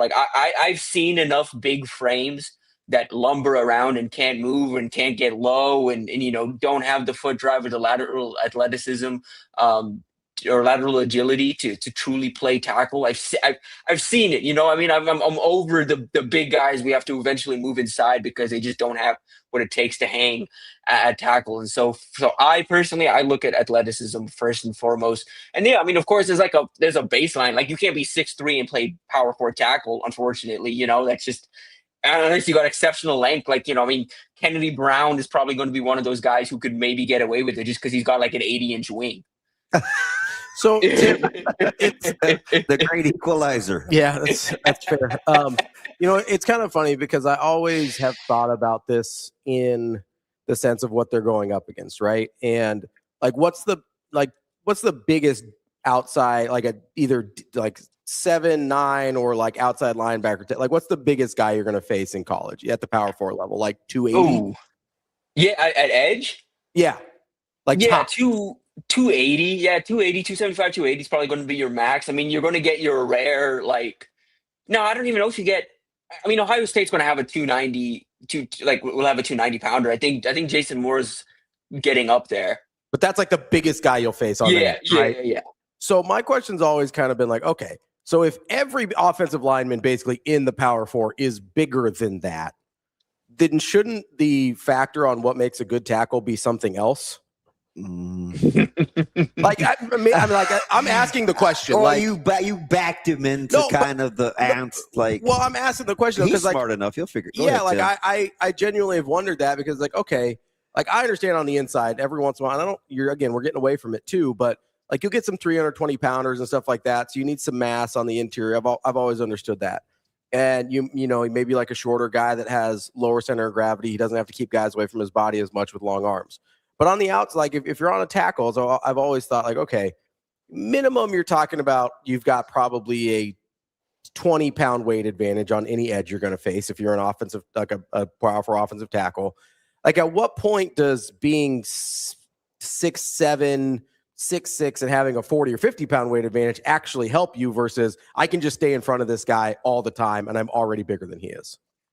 So I think like that's part of my point of just like, I don't think we ever needed to get to that. We don't need 330, 340 pound offensive tackles. Like, we just don't. You don't need the 40, 50 pound weight advantage. But I do think you need the 20, 30-ish pound weight advantage. Like, I think you're moving backwards and you're moving backwards. You're trying to stop a guy in his tracks. Like, you need a bit of a weight advantage. But I generally agree, just in the sense that that's my general point too. Is like, look, you do get your freaks. You still get your freaks. I mean, Juan Gaston at Georgia right now, he was coming out of high school 6'7", 346 pounds, and it looked exceptional. You know, it's like, oh, that guy can hold 360 maybe at the next level. Like that, you still get your rare guys where it's like, okay, that he's still athletic enough to do that. Those guys are rare. They typically end up at Georgia because that's just what Kirby does.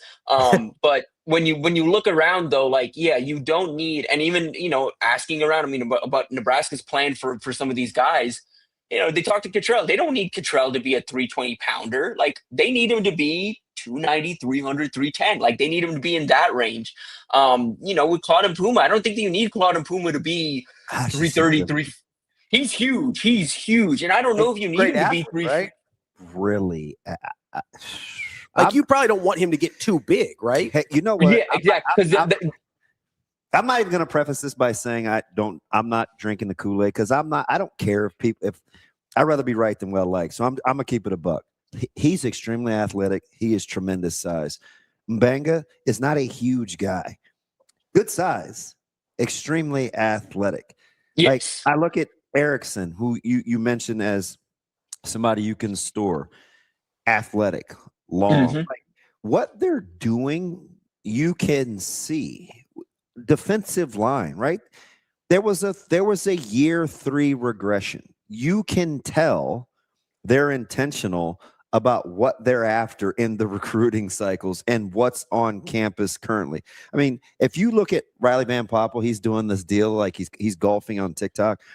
Look at his frame. Watch Corey Brown teach at those clinics that you and I always talk about in those camps.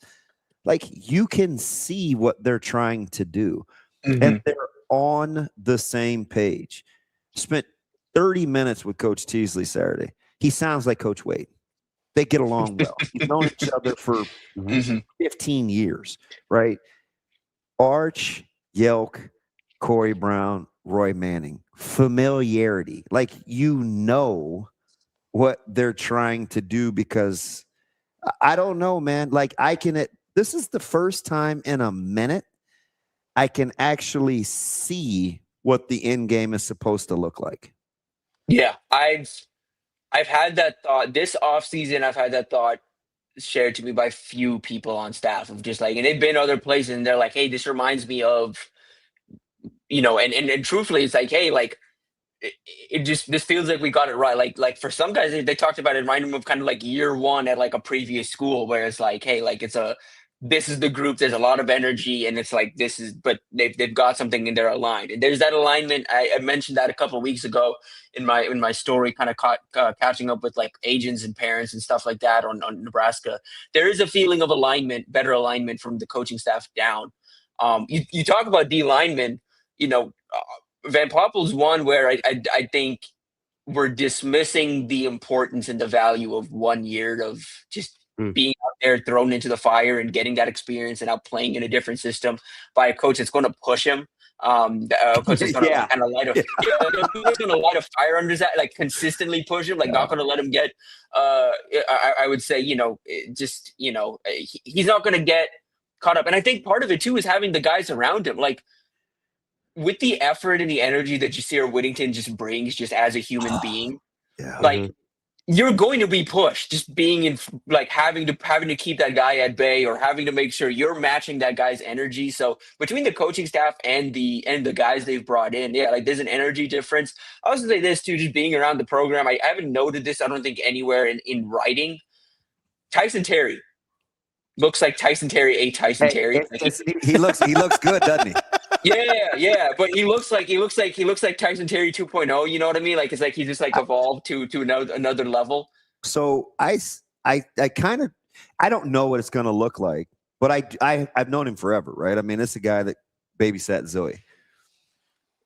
When I saw him at Bishop Gorman lifting, when we got off the plane, like they had some guys that were already down. We went right to the facility from the airport, and I looked at him, and it was cool. Like it was him, Gage Stenger. There were some guys that were banged up. Deshaun Singleton was working out, like that were banged up that had gotten a head start. And I kind of watched him, and when I came back, I told Ravi, I was like, man, I said, it's good to see Tyson and those guys lifting. Like he looks sensational. Then spring ball happened, pre-spring ball, like not the game hadn't happened yet. And I go, I said, Tyson's kind of interesting. He seems like he's settling in, but he's still playing catch up. Mm-hmm. Then he had the good spring game, and I was like, oh, okay, I can start to see this. Then I saw him at the thing at Werner with Austin. Oh, and the those neon guys, baseball. The thing? neon baseball league. Yeah. And I'm like, oh my gosh, like this is the dude. Then 3 weeks ago, he's here in Omaha training. It's like Caleb, Christian, Jones, the Rezaks. They go see this. They have a trainer that they like. They're going to run hills.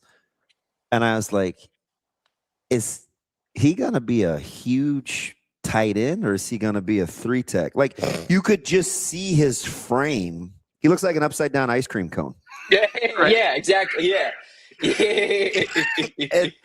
He's still like this mean-spirited, tough kid too. I'm like, you can't tell me that these guys aren't developing. You know what I mean? Right. Yeah. No, him and then the other one I was going to note in that D line room who I think is getting bigger in a good way. I like where his frame is going is Sua. Oh yeah. I like where Sua's frame's going. How about his change in like the last year and a half? He looks like a different person. No, yeah, like Steve noted it to me when we first saw him, and he was just like, "Is that Sua? He kind of looks like Umaga." He's like, "Yeah, like that's what he looks like right now because he got the hair like that too right now." But did he have the skull cap on? Yes, the skull cap, and he's got the. Yeah, you made a mistake him. I agree. I agree, man. Tim, I want to stay on defensive line here for a second. I'm going to take Whittington out of the equation because I think we all assume a certain level of effectiveness from him this year. But I'm going to give you some guys that either didn't play or didn't really play last year, and you tell me which one, if any, or multiple, you think could have a big impact. Like, don't have to call your shot or anything, but just like guys you think like, hey, if a couple more things go right, this could go well. We'll start with Stoudemire, Hofkin. We're skipping Jashir, Malcolm Simpson, Tyson Terry, we already brought up, Mason Goldman, Sua Lafotu, who we brought up, Gabe Moore, who's back, or I'll toss in a guy like last year, Dylan Parrott. I'll go Simpson. You can throw Berryman in there too if you want to. Yeah, I'll go Simpson and I'll go Sua just because I think those two aren't getting talked about right now in terms of what I expect them, like the way we're talking about them now compared to what I expect the conversation around them is going to be in October, November, and the role they're kind of playing in the defense. I'm expecting both of them to be in the rotation. Tyson, like we talked about as well, expecting to be there. I have. And I don't know. I'm still kind of figuring out how I feel about it. I've got a question mark around Stoudemire. I don't know what to expect. And Is it the frame? Because his frame looks so much different than everybody else's. the frame's a little weird, and it's just from a health standpoint, it's like, how much are we going to get from this guy? Like, how much are we going to see of him? Can we count on him being a top of the rotation, like, mainstay, or is it going to be a thing where, I wonder about Dylan Parrott, because I think Dylan Parrott's got a great frame, and especially in this front, I think he can work in as a shade. Like, I think he can work in as a rotational shade. But I wonder, is like, okay, do we have enough from Stoudemire to say, or have we seen enough? Are we going to get enough from Stoudemire this year, where Nebraska, I like him, has the veteran leadership at the top of that room? Because I think they need it. I just think there's a question mark around, and I've not been around him to the level that you have, DB. Again, we've only got like one or two practice viewings plus the spring game, which he wasn't super active in. You who doesn't sit still and is probably going to see everybody. Like, I get it, right? You still need. Yeah, it's tough. It's tough. Yeah, I need a little more. Info. He's one of those that I've got a big question mark just because I didn't see enough of. This dude's like the butler of Mr. Deeds. Sneaking up on people. Yes, he's everywhere. Let me ask you about a sneaky one, TV, because I got a chance. Coach Dvorak introduced him to me because he was on his hip, right, the whole time watching 7-on-7. It was my first time being around Eli Harris. Yeah. And he, the lowly 3-star coming out of Grayson. It was like an addition to, I think he's kind of flying under the radar. He's got great tape. Yes. And he said something that was interesting, right? He doesn't know me from Adam, and he's very soft-spoken. So Dvorak's down watching Domo with Coach Williams, and he says, DB, this is Eli Harris. I want me to meet whatever. So, we're kind of off to the side, and we're talking, and I said, how does all this, like, are you surprised by this? It's a lot of energy. They sold 8,000 tickets tonight. And TV, he looked dead at me and he goes, man, it's cool. Like to put some pads on, though. These guys just running around doing whatever. You gotta put pads on at some point. I mean, just super like soft-spoken, but direct. Every year, those are my favorite. Like, the linebackers and safeties that talk like that about 7-on-7 are my favorite, because they hit 7-on-7. Like a Christmas tree. I told Ravi, I go, oh my God. I said, I might have just fallen in love. Like, it was his delivery, though. He was almost disgusted. Okay. Going on. He said, well, you got to put pads, you know what I mean? Like, I was like, oh. How about the hoodie he had on Saturday? Oh, I know. See that? He reminded me of the Punisher. Right? I was like, he's got it's a black hoodie and it's like a full zip up, and he's got the hood on, and it's just spikes coming off, like spikes on the hood. And underneath, it was like it had this design like the Punisher, and I was like, I don't know if he can play. Right? I don't know, but I just like the mindset where it's not about flash and dash and running around and being cute. Like, at some point, you just have to line up and be able to play ball. Mm-hmm. And the more guys that they can, like, at least get with that early mindset. Like, he wasn't about the sunglasses and the wardrobe change and all of that other stuff. He just was like, hey, man, at some point we got to put pads on. Yeah, and you watch his tape. I'm just a football player. Like, he lines up everywhere. He does anything. Like, my comp for him just off the tape watch and the measurables was like, hey, there's some Vincent Shavers here. Getting around him, and DB, you were up closer to him than I was. I just kind of walked in passing a little bit.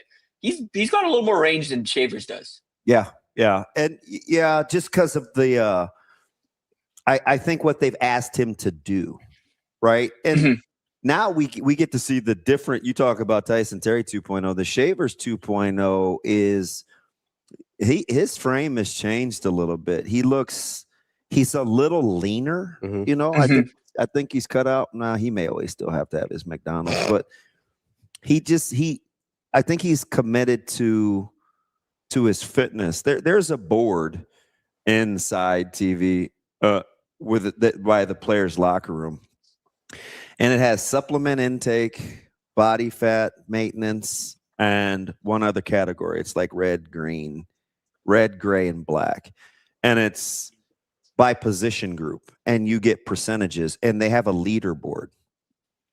And I'm thinking to myself, this is kind of where the competitiveness doesn't start, but you need it, right? Who's throwing their vitamins away? Who's going to recovery? Who's actually caring about where they need to be like doing the little things when nobody's watching, and they're making a competition out of it, right? It's tight ends, O-line, running backs, quarterbacks, and it's competition. And it's on a great big board for everybody to see, like, who's following directions, because rules are for people that don't follow directions. When follow directions and do what you're supposed to, you give yourself a chance to win more games. Right. Yeah. Yeah. I mean, it's, and we can scream, we can shout this till the cows come home and whatever. Like, it won't matter until the fall comes around and Exactly. people need to see it with themselves. But like from a culture standpoint, from just an everything like there is better like, and that's not just it's not just the people in the building saying it. It's the people that have been around this program for years that come into the building with the recruits they're representing, or come in with a kid that they've been visiting with for years, or whatever that looks like. These are people outside of the building that have no reason. Like, I've talked to parents with kids committed elsewhere that talk about what Nebraska looks like now compared to what it did, a year ago, 2 years ago, and how different things are from an alignment standpoint. It still needs to click on the field. Like, I'll be the first to say that it still needs to all come together on the field. Like, none of this stuff matters if they don't win games on the field. But I think the important thing to note, it's not a coaching thing. It's the players in the building are owning this at a level that they never have before. Completely agree. That is our guy, Tim VERGHESE, Inside Nebraska. Tim, great stuff as always. We appreciate you moving your scheduled spot up for us this week so we could talk to you since we're out on Friday. We appreciate you. Yeah, of course. I think it'll be a bit since till we talk next, because we got 4th of July next weekend. So it'll. Yeah, I don't know. Me, you'll be talking here pretty quick, but for the rest of these yahoos, yeah, they might be. I don't know. I got Tim's number 2. I can text him whenever I want. You want to hang out with us? You can. Yeah, I mean, maybe. Get a little invite sometimes. It'd be nice. Two's a crowd. We'll see you later, Tim. We appreciate you. All right, we'll see y'all. That's Tim VERGHESE from Inside Nebraska. Listen, dude is everywhere. DB's just trying to gatekeep people again. No, it's fine. Listen. I'm friends with Tim on my own. We were hanging out 7-on-7.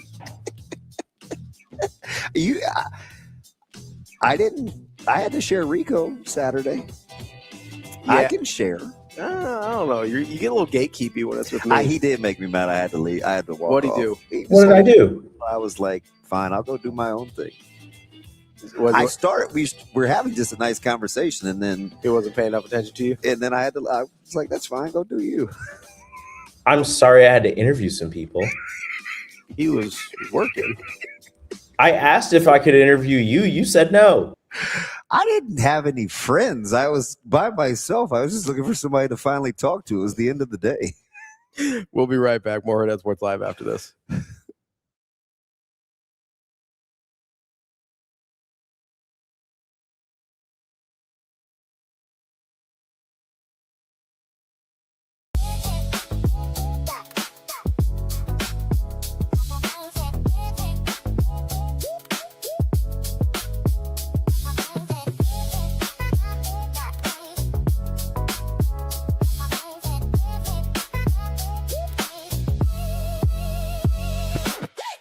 It's time to slide into savings at Edwards Chevrolet. Lease the 2026 Chevy Trax LT for just $349 a month, $0 down with your first payment due at signing. 2 great Chevys, 1 big June event. Slide into a 2026 Chevy Equinox LT for just $399 a month, $0 down with your first payment due at signing. Get to Edwards Chevrolet today. Together, let's drive.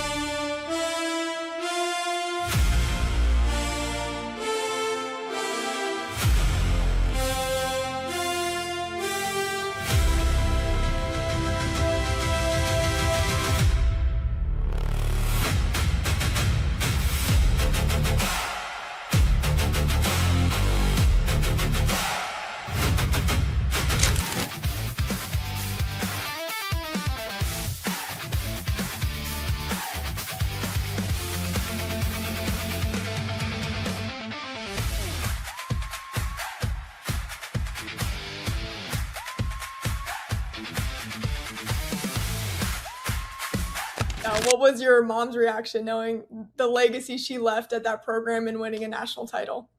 Yeah, she's really happy for me. I know that obviously, like, she would have supported me either way, but I'm sure she was a little swayed for me to choose Nebraska, but yeah. What's your Nebraska memory of watching the volleyball team? I'm not too sure. I've been going to games since I was really little, so just like, yeah, growing up around it has been a lot of fun.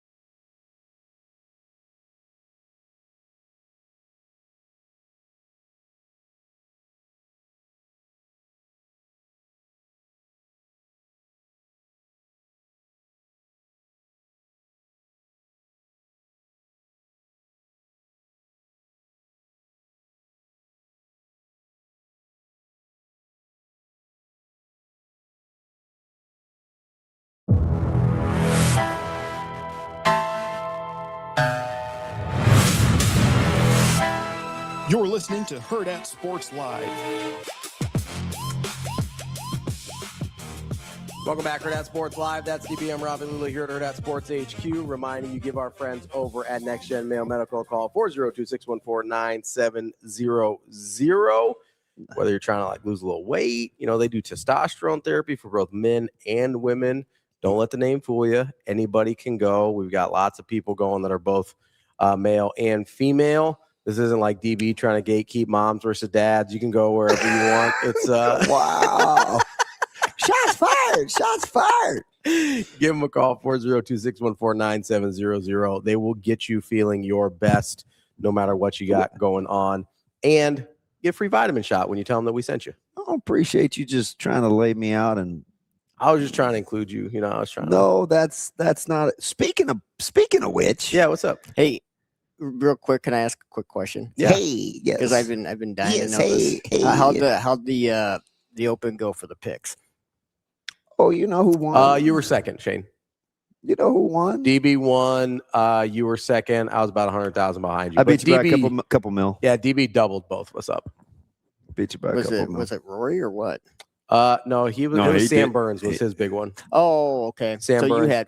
I had Rory, yeah. Okay. I saw all my guys placed, and all my guys had at least six figures in winnings, but I didn't have anybody super high. You know, at one point, And- you had two of your golfers in the top six, and I had two in the top four. The little bit I saw, I did see that, but then How'd you not see more? You can watch television while you're not feeling good. But wasn't Henley down on the bottom? And isn't that where I kind of got screwed? Yeah, Henley didn't do much for you, and then like 68th or something. Who was yours that you didn't get anything on? Rom. Yeah, Rom. You didn't. Yeah, you didn't get any money on that. So Burns helped you out there by getting don't ever the big pick Rom. 2.5. Actually, pick Rom. I know I had to time. surprise you with the Rom pick because I don't even. Yeah, like Rom. well, but you almost picked him last time, and it burns you not picking him. So a lot of times you'll overcorrect. Is that what I'll do? Yeah, I mean, sometimes. Get out of my head. All right, so sorry to interrupt. You can. Yeah, because I do want to get in your head a little bit. Okay, yeah, go ahead. So, hang on. Go ahead. I'm good. Bless you. All right. Hey, Action Jackson, do you have anything ready for me? Tom Osborne. Yeah, you guys did me dirty a little bit here. Time I'm out. gonna be- Press pause. All right. Let's go back to this. All right. Let's put the graphic up here. We don't need the audio just yet. So my main man over here, Shane, had to do blind Nebraska coaching rankings. Yes. And you guys know how blind rankings work, right? No, time out. No, hold on. Hold on. No, Ravi. You know how I finally get to you know I'm how going blind first. No. You're not. No. All right, go ahead. Knock it off. You know how blind rankings work, right? Okay. All right. So Shane, Let me set this thing up for you. So the first coach that came out was Coach Pelini. Yes. Ravi put him at 3. Next coach that came out was Coach Solich. Mm-hmm. He put him at 2, knowing. No. Time out. I have no idea who all 5 are going to be. No, but you know that Devaney and Coach Osborne are on the potential list. Yes, but I didn't know they were going to give me both of them. So, like, if I'm sitting in a situation where I don't put Are you really going to spin this? Yes. No, it's not a spin. I don't know. It is a spin. No, I don't know who the 5 guys are. They could have given me Frost. They could have given me Bill Jennings. I don't know. They could have given me Riley. I don't know who the 5 guys are going to be. The name of the game is to protect your bunda. Cover your bunda. I did not.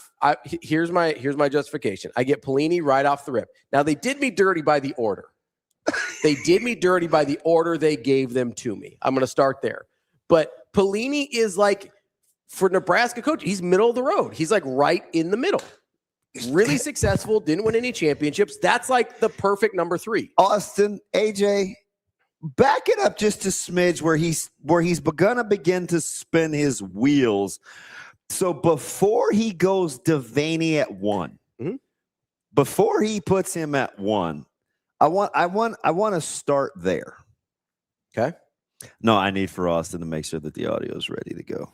Because I'm just going to let people sort through this for themselves. Go for it. AJ, are you ready to let this thing rip? Modern success story of Nebraska football. He got the first 2 national titles.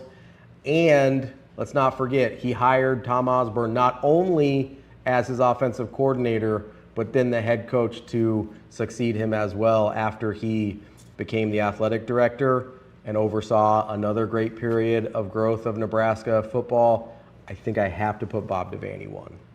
Tom Osborne. Yeah, you guys did me dirty a little bit here. I'm going to be honest with you. Obviously, in hindsight, Osborne would go 2 and everybody else would get bumped down a peg, but I've only got the 5 spot left. So I explained exactly what happened. I understand. Yeah. Why wouldn't you? Mm-hmm. This is just, I'm thinking out loud. Yeah. And I showed you guys like the whole steak one and the other ones. Yeah, I've seen a bunch of these.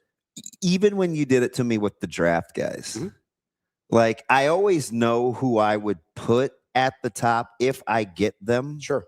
So I try to slot them that way. Here's the problem. At no point did you think you were going to get the Bob Father and T.O.? I thought that was a possibility. I also thought, because again, everybody at this place likes to rage bait me.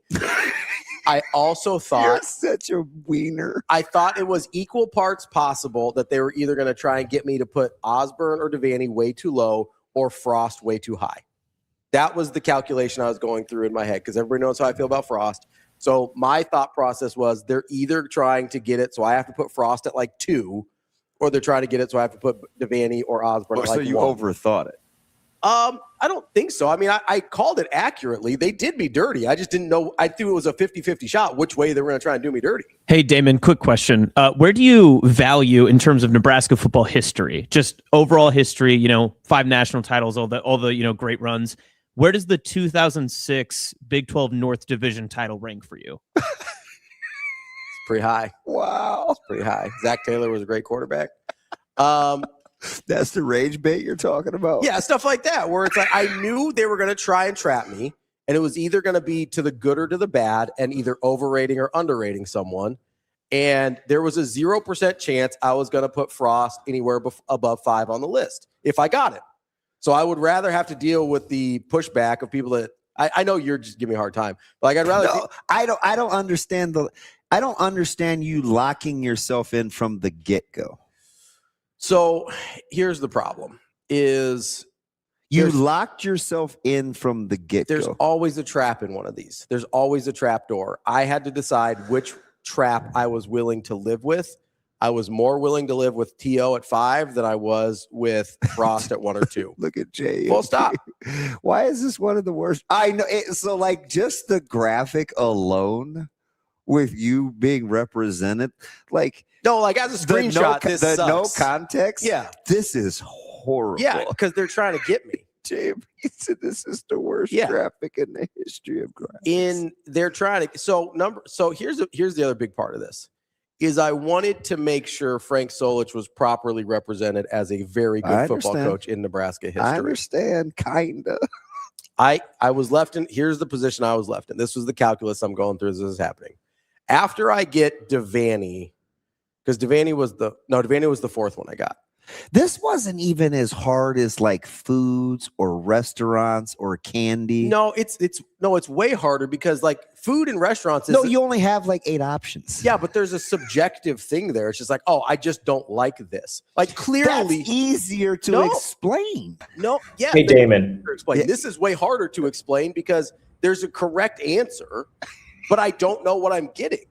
Right. So like if I get Riley or Frost, I have to make sure they're not above 5. But sometimes you're not going to be perfect. So you can explain that. I know. And that's what I was trying to do. And now but you're killing me for it. Boxed yourself in, though. You're going to one way or another. That's the problem. That's not, though. Yeah, it is. What? Damon, what if they gave you Devaney first, and then it went Riley, Polini, Jennings, and then you're thinking you're going to get to, we'll say you put Devaney at 2 because you're thinking you're going to get T.O., and it's Frost at the end. Now, you guys can get me because I'm the guy that loves these, and I'm dying to do them. It just hasn't worked out. You wanna blind rank some Nebraska football stuff right now? I'll come up with something. Okay, I'll say yes before we get to coaches is the most inflammatory. No, I can do one right off the rip right now. Okay, so what I would do, Rico, in my head, I always want to get 1 and 2 right. I'll negotiate anything after that. I understand that. If you give me food, I know, like, let's just say you arbitrarily give me steak, shrimp, lamb, and pasta, right? Like, I know if I like steak, I'm going to play it safe and put it 1, even though there's a potential you could give me scallops. Yeah, I get that. The problem is if they give you Brussels sprouts and you leave 2 open, then you have to put Brussels sprouts at 2. That's my Scott Frost. I wasn't putting Brussels sprouts at 2. You were so preoccupied with one guy? I was so preoccupied of I'd rather miss with T.O. or Devaney being low than so when they give you Bo right out of the gates, don't you know that there's 3 coaches that could potentially be ranked ahead of him? Yeah, you have to put him at 4. I don't think so. Okay. Because if I get both Riley and Frost after that, I can't put either one of those guys ahead of Bo. Then you got to eat it. And that's the point. You're going to have to eat it one way or another. I'd rather eat Riley at 3 than T.O. at 5. That's fine. I'd rather eat T.O. at 5 than Frost at 1 or 2. So that's where we landed. You're such a hater. I'm not a hater. I just, I couldn't believe that. I think it was very explainable. You had the one option open. Yeah. And you knew that T.O. was going to be on. I didn't, though. You keep saying I knew. I didn't know. I don't know who the 5 coaches are going to be. Okay.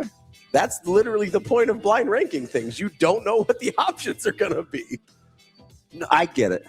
Like, because the trick would be to not give me both T.O. and Devaney. Like, that would be the trick. And then be like, haha, you had to put Riley too. Like, all right, well, here we are. I mean, what? Do you want me to put Solich 5? You'd have killed me. If I put Solich 5, you'd have actually physically harmed me, I think. I think worse than T.O. I plead the 5th. Let's take a quick break. We got Ant Wright coming up next. Talk a little NBA draft here on Hurrdat Sports Live.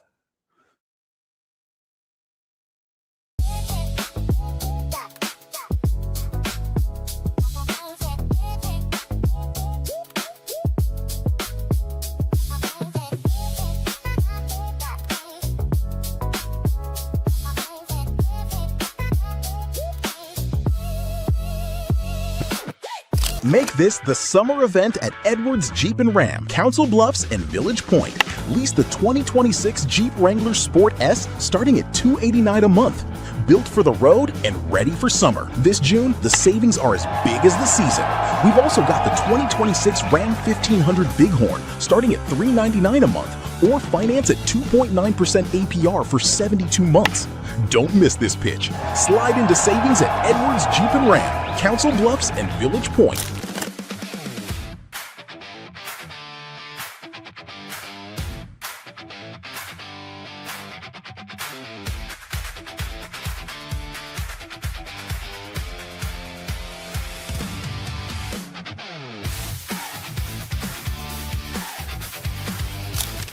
It's really important. I feel like, for me, I've been through a lot here in Nebraska. I've learned a lot, and so when I get to the NFL, it's like the same things that we learned here are the same things that I'm seeing in the NFL, and that just shows like the transition here from here to college is really easy, and other places you don't really get that. So just being a pro, I feel like some of these kids don't understand how good they have it here with the facilities and all the resources that they have, and then also just seeing how it translates to the league. I'm able to be in the doors and kind of give back and show them the way and how it's done, so that I can just give back a little knowledge and things that I learned in the NFL. It's just good overall, man. Just being a player that can be in the shoes and actually give them examples of different things is great. So I'm always willing to give back. That's why I'm here right now, is just giving back to the younger kids and also just teaching them and being a mentor for them.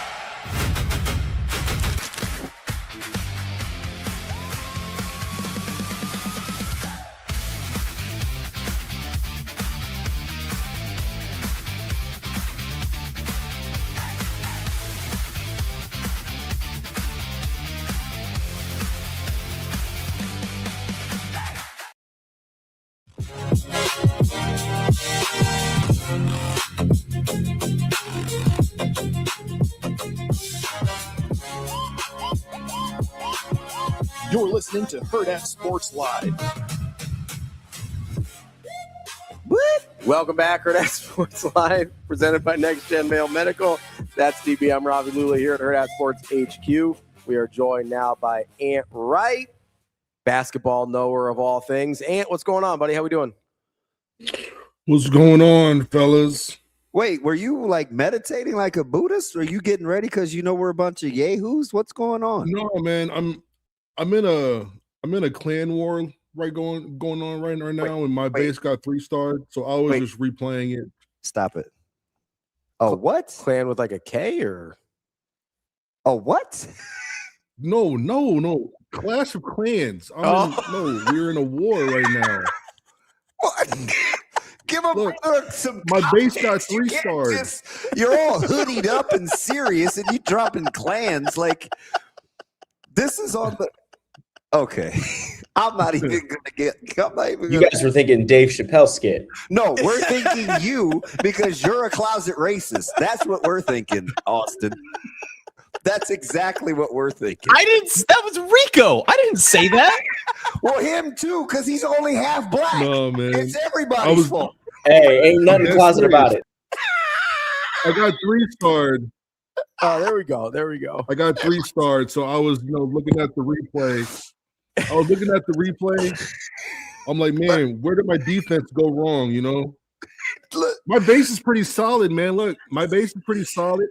and I'm like a max TH17, and they just murked me, bro, in like a minute 40 seconds, man. You're so like, I shouldn't have checked because now I'm in a bad mood, man. Listen, your range is unbelievable. Like, man, you're like a 3-level scorer that could still be 6th man of the year. You go from that's Manu. Fortunate to be here because Dad could have had a bad night to interacting with the chat because our internet went out to points on Chick-fil-A and restaurant recommendations on how to eat for $1 to Clan Wars. Like, who are you? Like this mythical figure that was like put together in a lab. Man, I'm an only child, man. I have a lot of time on my hands. You know what? You give me only child vibes. Yeah, you have to know how to entertain yourself. And right now, like the wife's at work and the 3 kids are with grandma. So it's just me and the dog. What kind of dog? Chilling today. Corgi. Oh my God. Nice. Corgi. You definitely give me only child vibes. Those sons of guns, man. Like you guys are probably, you and your Corgi are probably thick as thieves, aren't they? No, actually, like she's been losing weight. Because like we go up and down the stairs a lot. So I mean, like, her hips getting better. You know what I mean? She's almost 10. Yeah. But no, she's still rocking and rolling. All right, you got to go back to the first segment where we were talking about. I was actually mad about African Americans in single family homes being baby mamas or baby boys. So there was that. Then I was mad about me intentionally getting a female dog that is going through her first cycle, and I'm putting diapers on this dog as we speak. And I said to myself out loud, okay, you guys, we don't have to do that. Oh Lord. Is that a pug? No, it's a Frenchie. See how they do me? It's a Frenchie. It's a Frenchie? Yeah. Hey, you like the sound? Look. That's crazy. Your boy rolled. Wait, what is going on? I'm so confused. This is her first cycle. She hasn't been spayed yet. Wait, dogs have periods? Oh my God. Yeah. That's how I feel. That's crazy. If you don't get them fixed if you don't get the females fixed before they get into heat, that's what, yeah. So you had to go out and buy your dog tampons, bro. That's insane. I'm legit traumatized. He's been calling his wife and talking about dog pads all morning. Listen. And I just imagine you at like PetSmart. Hey, man, y'all got any pads? I was on TikTok Googling forever the last 2 days. I walked into this a 7 o'clock show. I walked in at 6:55, so I made sure her last little droplets were gone. I'm stressed. And I said to myself, why would anybody intentionally pick a female dog that isn't interested in breeding? Like, I don't get. Gosh. So when did you get your Corgi? Was she already? I got her. We went to one of those like. He said, "Oh my God." We went to one of those kennels. Guy. We went to one of those like kennels, and we were just looking at dogs, and there was a house dog, and it was Charlie. She ran right up to us, and whoa. And then we went around, we did our rounds for all the dogs. I got to the front and I'm like, how about the first dog that, like, is she for sale? They were like, yeah. But I had somewhere to be that the next couple days. So did the wife. So we didn't want to get the dog, then immediately put it up somewhere. That's not what we wanted the first experience to be. So I went ahead and did my thing. As I'm driving back towards town, I called, like, hey, is Charlie still there? She was like, yeah, but 3 families are like coming in the next 2 hours. I'm like, I'm going to beat them there and I'm going to buy the dog. And they're like, okay, come on. So I go up there, boom, pay for her, get in the car, go back to the house. And I call the wife out and she comes out with our daughter and they start crying because they're so happy because I didn't tell them, so they like saw the dog in the back seat and they were going crazy. So you kept the given. How old was she? You kept the given name. Kept the given name. She was around 8 months. Oh, around 8 months. So she must have already been fixed. They fixed her. Yeah. Yeah. So like she was already fixed and all those things, and like she had a good owner, but the owner just didn't have enough space anymore for her. So they gave her up, and so we went and got her, and yeah, that was it. Yeah, this is the kind of range that we're talking about. Nobody gets the best of Ant like we do. Now, right into the NBA draft, baby. Hey, yes. Start with Giannis. Shout out NBA draft day, man. I'm super excited. Yeah, we go ahead. Let's start with Giannis. All right. Obviously, overnight in the cloak of darkness, the Bucks send Giannis out of town finally after like 2 years of speculation. Right. What did you think about the destination? Because it seems like he basically is not in a better situation to try and win a title. But B, what about the haul for both? Like, does it make sense for Miami? Does it make sense for Milwaukee, in your opinion?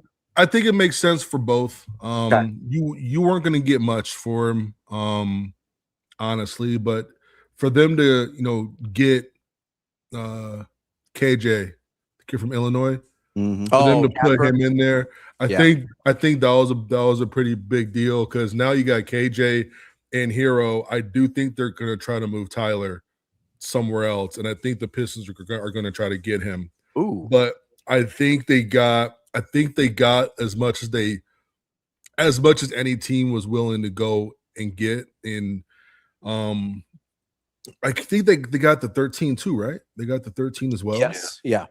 So what, they got like 3 first-round picks. I mean, I don't think you could have gotten much better, honestly. And then from there, it's just trying to make the right moves, because like we've seen these moves before, right? And at the time, it was like, okay, whatever. But you see a few years down the line how it all kind of lined up.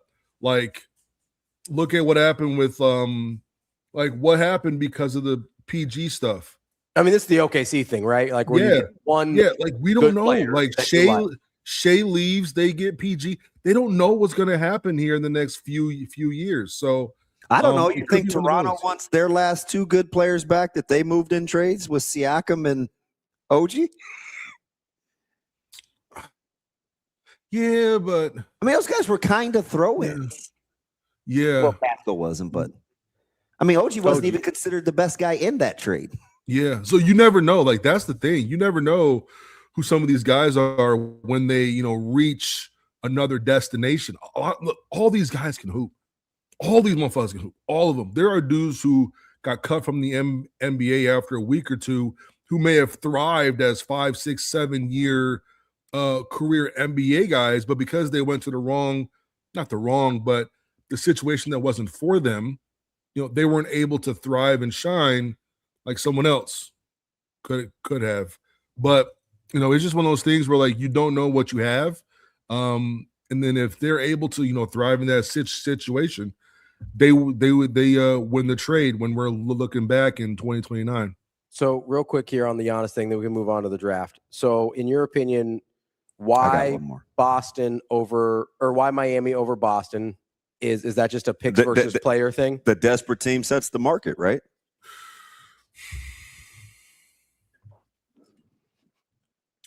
Yeah, and you know what? I'm not sure. You got to understand, like, Milwaukee's also in the East. Mm-hmm. And they're trying to compete. Do you really want to send Giannis to Boston? Yeah. Like, do you really want that?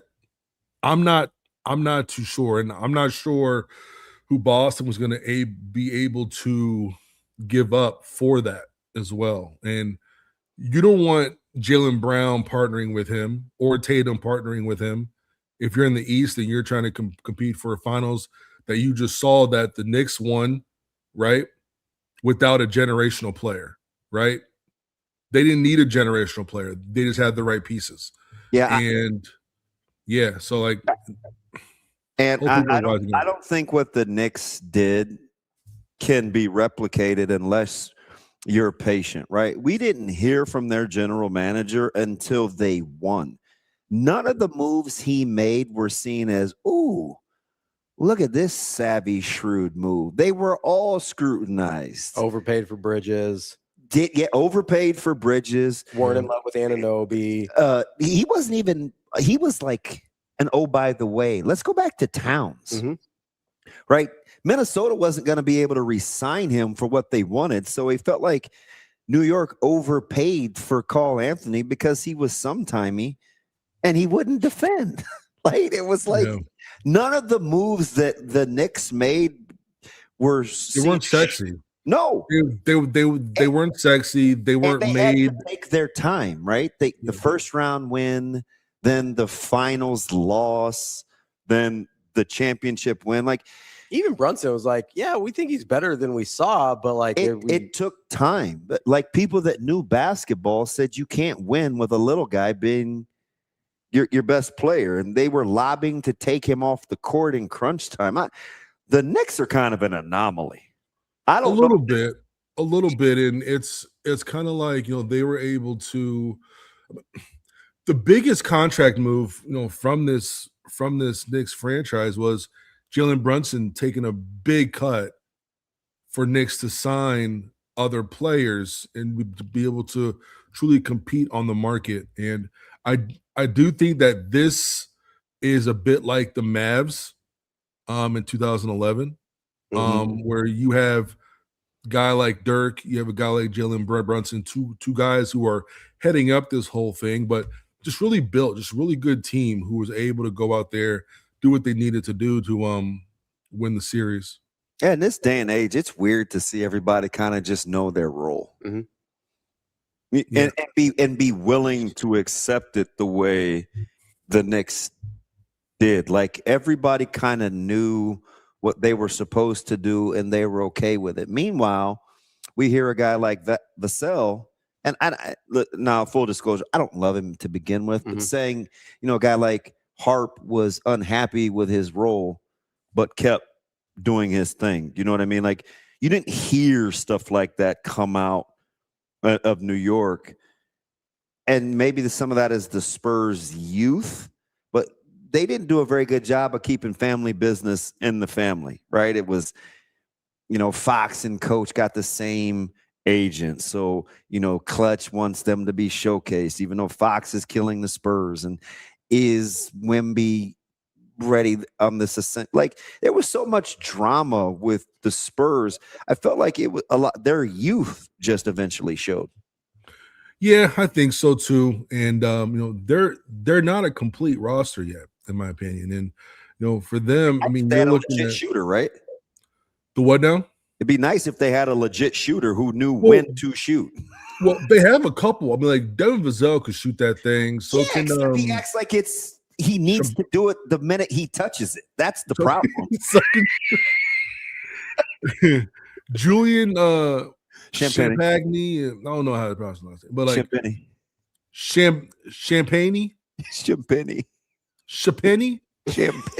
Damn it, Ant. You won't call him Julian. It's pronounced ShamWow. Oh, zip it, Knicks fans. Look, he's obnoxious, Ant. Like, hey, you know what? He has all the right, bro. Because Knicks have been through some shit, man. It's been a long time. Yeah, it's been a really long time. It's not like he's long suffering, born in the Bronx. He's like, I like Melo. I'm a Knicks fan now. Like, come on. I like Melo too, though. Hey, yo, doggy biscuits, man. Give me a coney. All right, I want to move off to get to the draft. Yeah. Last thing, Ant. Last thing. Who was the best player for the Spurs in the series? Best player for the Spurs in the series? In the series? Yeah. It was probably Dylan Harper. It was probably Dylan. You want to fight me over that now? I do think Wemby gets, which is insane. That was at the time. That was like game 3. If you had said Harper, I wouldn't have fought That you. was like game 3. My point was it wasn't Wemby, and you told me I was crazy. Certainly wasn't Castle at any but point. you told me it was Wemby. Who's second? I do think Wemby, he has so much attention all the time that I do think that Dylan took advantage of those things. But even when Wemby came out, Dylan was still that guy to kind of carry them. But I do think that Wemby's impact on both ends of the court, I mean, especially defensively, like I'm watching just like sports sciencey stuff, and I'm like, look, even on the shots that he contests, like he forces shooters to shoot at such a different angle that it's unnatural.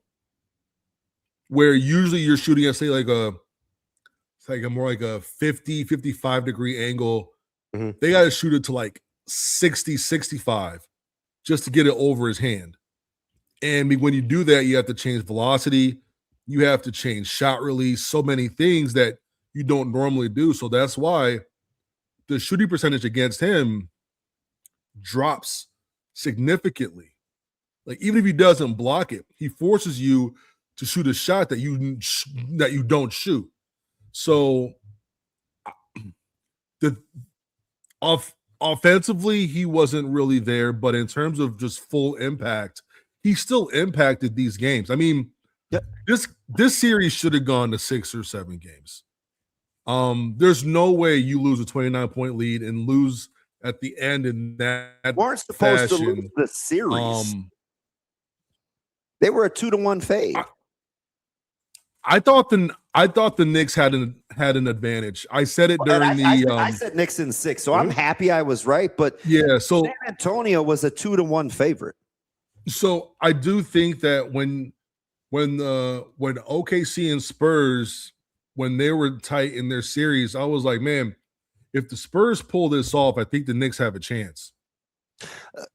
I think they had a better chance against the Spurs than the Thunder. Would you guys eat the money? Would you pay, because they're going to have to, would you eat the money for Fox to go away? You can't. His contract is probably the worst in basketball. Would you eat the money? You can't just eat the money. You can't run it back. You have to. Okay. You kind of have to, and you got to try to finagle this. You got to hire, man. You got to go to MIT. Pay that guy all that money, and he should be playing behind Harper.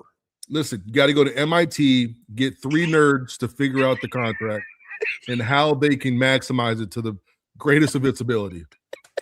All right, you guys talk for a second. I'm on the trade machine. I'll let you know. I'll get back to you. All right. Trade machine. This is what he does. I love the trade machine. So about 4 or 5 times a month, we'll get the random texts, the screenshots of hypotheticals on what to do in the NBA. It is fantastic. And they'd be like, oh, how about this? How about this? How about this? Listen, it could be. It works, bro. It works. Look, it works. It could be June. It doesn't matter. This dude loves to make NBA deals. It is hilarious. That's so funny. Who? Okay. That's so funny. So you got all the measurables, and you got to be objective, because I know you want to be right, because you've had some bold statements on social media, and I know you keep receipts. So put that aside for a second. Okay. Who's not the best player? Who's gonna be the best pro if I ask you the same thing in 5 years? Darryn Peterson. Ooh, you even. That he's a DP guy. We know this. You have been. All right, go ahead. No. Like, tell me why. Because he's him. Okay. Kobe is in his veins right now. And you like him more post all the draft fluff than you did pre, and you loved him pre. Listen, if I have time today, all the shorties are they're with the grandparents, man. You got time. I know. You don't have to clean up syrup, nothing. I know, but I got a lot of stuff to do around here. But okay, if I have time, I'm gonna make a big board. My top 30 favorite players. I'm going to put DP as tier 1. I'm going to put nobody in tier 2. Oh, wow. I'm going to go tier 3 with whoever I want. Really? He takes a drink. You can't drop your own mic. I'm thirsty. What do you mean? I'm not dropping my mic. Mic's right here. What do you mean? I'm just chilling. I thought we were hanging out. I can't. You know what you just said, right? I do, and I just want to share like how Talk to me, Ant, 'cause I'm struggling. Talk to me, 'cause I'm struggling. He's so special. He's so special. And you know what? I know there's a lot of BS with him and the playing half the games or playing a little bit into the second half and the whatever's going on there. A lot of that was the agent, man. A lot of that was the agent. The agent did some similar shit, I believe, with Joel Embiid. Yeah. And he was like, that has nothing to do with basketball for me. Because you saw what he did when he was in these games.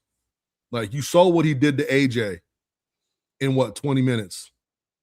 I mean, he was going at him. Like he just has that mentality. Now, if he starts doing that bullshit, I'm gonna call him out for it for sure. But if he's just hooping and playing, none of that stuff is a thing. I mean, I just think that if you look at like Jalen Brunson just led his team to the NBA championship. SGA just led his team. I think Darryn Peterson is better than both those dudes. So I'm like, it's still a guard-led game. I know there's guys like Jokic. I get it. There's guys like Giannis. I get it. There's Tatum's out there, but I just think that there's I think he's up next. I think if he retires as a top 3 or top 4 shooting guard ever, top 3, top 4 guard ever, I would not be surprised. Oh my gosh. You're not even giving yourself any room for error. No margin. I am very rarely 10 toes in on people. He's got, man, if I had extra toes, let's be 11, 12 toes. Like I am so man, call me. Hey, if he's a bust, if he's a bust, then here's what I'm gonna do. I'll take all the heat. We're gonna reconvene in like a decade here, okay? And I'll probably have met you 15 times in real life by then, man. You are fascinating. If Darryn Peterson ever makes first team All NBA, you name your terms. Wait, what is this? Listen, he's double income, no kids too, and he doesn't want kids. Ooh, yeah, take advantage of him. Yeah, take advantage. You get of it. 10 years. You get 10 years of Darryn Peterson's career. Okay, because I'm not waiting longer than that. Because Lord knows I probably won't be around. 10 years. All right. I will bet you he does not make a first team All NBA. Okay. Okay. We can figure That's out fine with me. Whatever, but like that's my bet. That's fine with me. Because listen, there is a bet about 6 years ago. Mm-hmm. Me and my boys were talking, and I was talking about like hey, like you can go and you can find players. You can find players when they're like elementary school, like middle school. You know what you're looking at. Mm-hmm. Like, oh, he's gonna be a pro, or oh, he's gonna be a 5-star. One of my boys called me out. He said, nope. He said, nope, that's not true. That's not true. Tell me somebody right now. You got 10 seconds. I go, Koa Pete. He was in the 7th grade. So if he gets drafted, he owes me, I think, $500. Interesting. So that'll be fun. He's probably the one guy. Koa Pete? Yeah, because I'm a huge Koa Pete guy. I wouldn't have been surprised either way if he came back or if he stayed in the draft. He's like the one guy. Like I was like, I could see him doing either one, and I'd be cool with either. Yeah, me neither. Me neither. But then I did an 8th grade. I did an 8th grade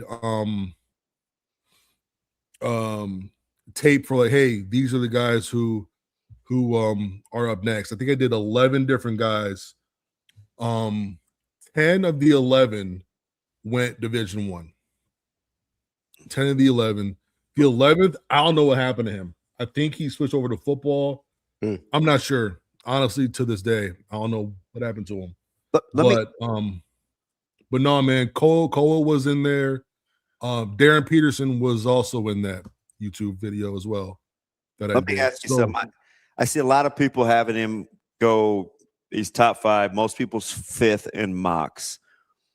For you, what's the difference now between, let's say, Burry's going at 10 to the Bucks and Wagler going at like 5 to the Clippers? I'm fascinated by the Wagler-Burries thing. Because you love Burries and you don't like Wagler. I'm a Burries guy. Walk me through that. And you're a Wagler hater. Not a hater.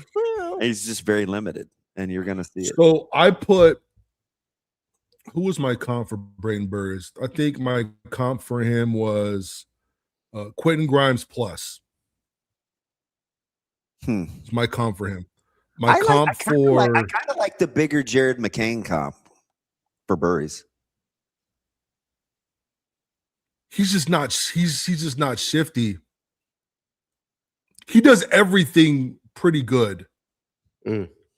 But he does nothing elite, in my opinion. He's also Wagler Halliburton. I said Wagler was early CJ McCollum. Who just got paid. Yeah, because I don't, you know what? A lot of people see him as like a lead guard.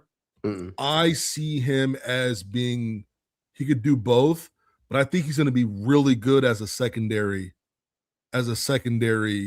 playmaker, point of attack person. I think he'll be a real good Robin. I don't want him as a Batman. I don't think he's explosive enough, but I think he'll be best as a really good Robin. Like a Jamal Murray. Athletic. No, I need him to be a Robin to a guard. Not Robin to a guard. Okay. Yeah, Robin to a guard. Are you surprised that Michael Brown Jr. has had such a rapid ascent? No, not so much. Not so much. Michael Brown Jr. was Keontae Georgie to me. I thought you might say D'Angelo Russell. But look, one thing about like Brown and Burries, they are a bit older. Especially Burries. I think he turns 21. He's 21. Or he will be 21. Yeah. It's gonna be 21 soon. So he's got what, 2 years on Wagler? He's got about 2 years on Wagler. Wagler's young. Yeah. So I don't know. Michael Brown is also, he's very polarizing to me, along with someone like a Darius Acuff. I think Acuff's a surefire pro. I think he's going to be a great pro. Yeah, but the floor scares me. If he's not that guy, what is the next level? He may have to get kind of the Diller Harper treatment, where he's in addition to in a backcourt. Let him come along that way. Yeah, but can you do that? You know, just like mentally, you know, like are you able to, thrive in that? Is Mara gonna be a good pro? His frame scares me a little bit. He's gonna need to get a little bit bigger, but he'll be okay as a passer. He'll be okay as like a rim runner. He'll be okay as a rim defender. Like NBA drops so much, but I think in the playoffs, he may get played off the floor a bit until he can get his stamina better, and he's able to fill out just a little bit, not too much, but just a little bit. I don't love Morrow. Two guys really, really well. One, I've watched you get into some pretty good discussions on social media, and I like him, but he is a little soft. Who's going to be the better pro in 5 years? Ament or Morez Johnson? Morez. You get the fact he just likes it more? Ament's a bust. No, I just think Morez, he could have played these playoffs. I don't think Ament could have. But bust was written all over him. I've seen too many of those like Oh, look, he's Kevin Durant 2.0. No. Nah, he's more like I'm just saying every tall guy he's that more has Keith Van Horn than he is Kevin I Durant. know, but every lanky dude with a skill set, they're like, oh, he's no. Like I've seen too many of those, and none of them can play. My comp for him was almost not KD. That was almost my comp. Could I get you? Could he be? Is he Keith Van Horn? I don't think he's tough enough. Okay, that's everybody says that. Yeah, that's why my comp for him was R&B Zachary Reischer. I get the Reischer comp. I get that. I just think he's. I don't know. Like I could see Reischer. It's just a little. The toughness thing for me is going to be a big. If he can fix that, I think he could be a really, really good 4. All right, let me give you another one because I think you like him. Okay. Because I like their backcourt at Washington. Who are we talking about in the next 3 to 4 years, if either? Steinbach or Lindenborg?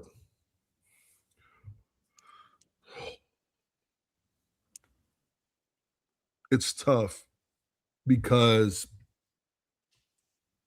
if Lindenberg doesn't do well in the league, it's not about basketball, in my opinion. It's just that quirky. I always call him weird. He seems like a weird dude. I don't know what to like. He just seems like a strange dude. If he maintains his edge, it's gonna be Yaxel. Steinbach's a really, really good rebounder, high level rebounder. Gonna be tough offensively. Defensively, he's a bit of a wet napkin. And that's where I'm like, could he play in these playoffs? No. Yaxel for sure. Is there anything worse than a wet napkin? It's useless. All right. One for me here. This is a guy that I won't tell you how I feel about him. Why are there music playing? I don't know. Yeah, what are you doing? What is that? The get off the show music? Listen, I don't know what Shane is doing. Listen, our next guest is internal. Avery knows how the show goes. It'll be fine. You guys relax. All right. Dang. It'll be fine. Dang, she works here. She knows how me and DB are. It'll be fine. I got Apollo'd out of here, bro. I love Ant. I sent him a message 8 minutes ago. I said, quickly becoming one of my favorite segments. He's everybody's favorite. Look how many people are online. He's in the 2K range. Listen, and they have Shane and Ravi have a thing, so don't mind their internal fighting. Don't like. I should push. Hold on. Can I push a link out? Yeah. Do what you want to do. There it is. Hold on. Let me push up a link. Can you DM me the link to this show? Yeah. We can definitely. I just start doing that. Yeah, always. Because I mean, when I say everybody's, it's crazy. And we would bring you on to talk about anything. It doesn't even have to be basketball. Next time we're getting into parenting. Oh, I was gonna get into clans. Ooh. Oh my gosh. Let's go. I got a lot of thoughts on parenting too, Ant. Yeah, he hates kids. I don't hate kids. I just don't want anything to do with them. It's a big difference. And let me ask you about Caleb Wilson because I think I mentioned it looks like he's going to end up at Chicago. Where are you at with Caleb Wilson in terms of his comp and in your projection of him? The only reason he knows I love Carolina. So he's been on the Caleb Wilson hype train because I'm on the Caleb Wilson hype train. I love Carolina. Like, I grew up with Carolina gear all the time. I think they have the best brand in sports. I think they're number one. I think Georgetown's second. Okay. When it comes like basketball, like Aura, Carolina gear goes super hard. Bro, UNC and Georgetown go crazy. Oh my God. You're a big Argyle guy, apparently. Woo. Listen, don't walk by me with the Georgetown Hoyas Allen Iverson gear. You better watch out. I told the wife, I'm like, hey, look, somebody walked by. That is my hall pass. Wow. Hey, you better relax. Better calm down, buddy. You better take that jersey off. Okay, Caleb Wilson. All right. Caleb Wilson. Of all passes. Really? So, all right, Caleb Wilson, my comp for him. I tell people this is probably one of my all-time favorite comps because it is, in my opinion, it's like to the T. I said 6'10" Hornets Gerald Wallace. Oh, interesting. So not a big jump shooter.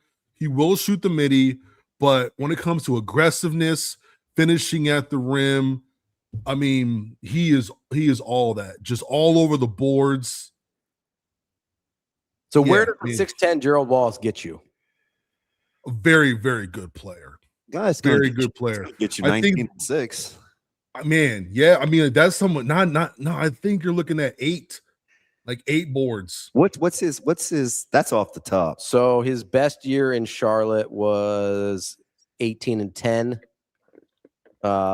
He had an interesting year early in Charlotte. He had a 15-8, 2.5 steals, 2 blocks, which is an interesting. I think Caleb, because you like his you like his activity. I think he might. I love his activity. His defense sucks. His defense sucks. He does stand up all the time for some reason. Well, like did straight you up. watch them the 3/4 of the year? They couldn't guard me. Like that was a Carolina. That was a Hubert thing. Yeah, but I didn't know that you were like that though. You know what I'm saying? If I didn't know that you was like that, you know what I'm saying? I'd be like, hey, man, you out here coaching the youngins and whatnot, bro. I'm sure you can put the ball in the cup a little bit. You feel me? You tell your little point guard who plays like 5 other sports, hey, yo. It's almost like he knows Caleb. I have that guy, Ant. He just decided to play football. Bro, I was about to say Carson, but that was hella close. I'm done. You need a timeout. Anyone in Hoya's gear, Ant, like anyone can get it. Charlie, Chuck, Lauren, Spot, the ferret. Wow. Listen. That fucking pattern on the sidebar. Are you kidding me? I need a towel right now.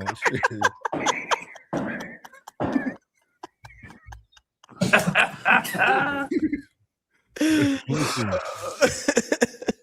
I'm mad at your man's. He hasn't brought up the picture yet. Probably best that this don't turn NSFW.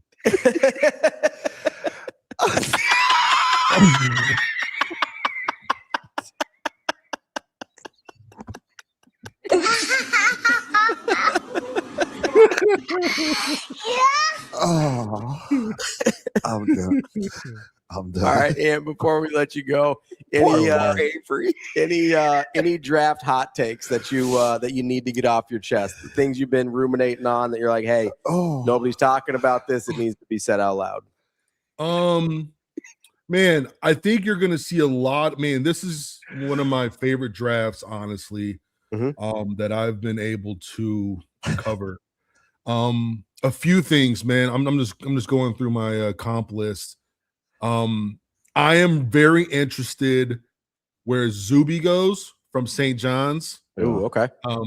I think no matter where he goes, he's going to be underdrafted, and it's because these front offices are scared as shit. That's why they're afraid. I know a lot of them want to have him, absolutely, but they won't because they don't want to get fired. That's one. 2, Jaden Quaintance. I am so interested to see where he goes. Yeah, so I had 2 comps for him. He's like Houdini, man. He could disappear in front of thousands. You don't know. So, like, I have 2 comps for him. One is healthy Jaden Quaintance. I said was like a UMass Marcus Camby. Oh, okay. Healthy. I said unhealthy Jaden Quaintance is 2026 Bismack Biyombo. 2 very different people. Now, flip a coin. Do you trust the knee? He said at the combine his knee was 95%. That means, now this was when May, so he should play in the summer league, right? If his knee was truly 95%. I guarantee you he does not play. I guarantee you he does not play. So I'm not even sure how healthy that knee is. He didn't do any of the drills at the combine. He just did his height, and he did like all the stuff where you were like, you don't move. So I don't have his medicals in front of me, but it's not a good look. It's not a good look. He played, I think, 3 or 4 games, and like he came out and said that they shut him down because his knee kept swelling up. I don't know why you would say that in front of everybody. Yeah, so what that right there probably lost him like $3 million. Yeah. Hey, do you want Boynton Jr.? Boynton? Yeah. Yes. Yeah. Okay. Yeah, that's fine.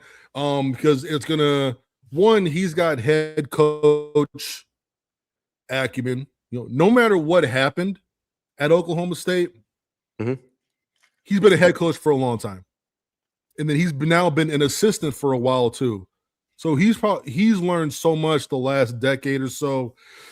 With Dusty the last couple years, you know, he's learned a lot from him. So I think it's okay for him to, you know, be that guy moving forward and keeping everything intact. Because now, if he comes out and he's successful in this season, it's like, okay, something is here where this was a true hand off the program deal.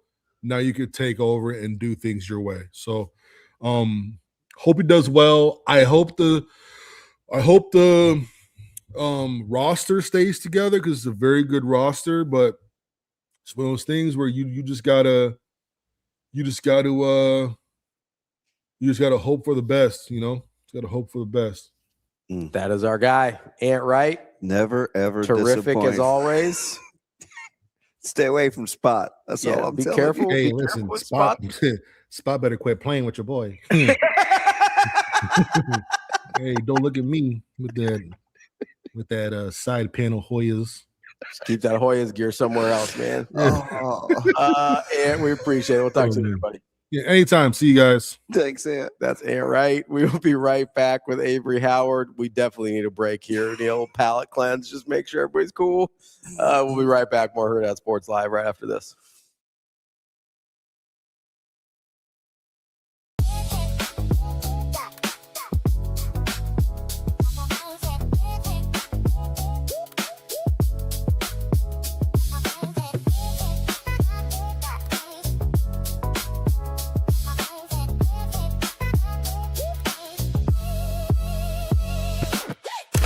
It's time to slide into savings at Edwards Nissan.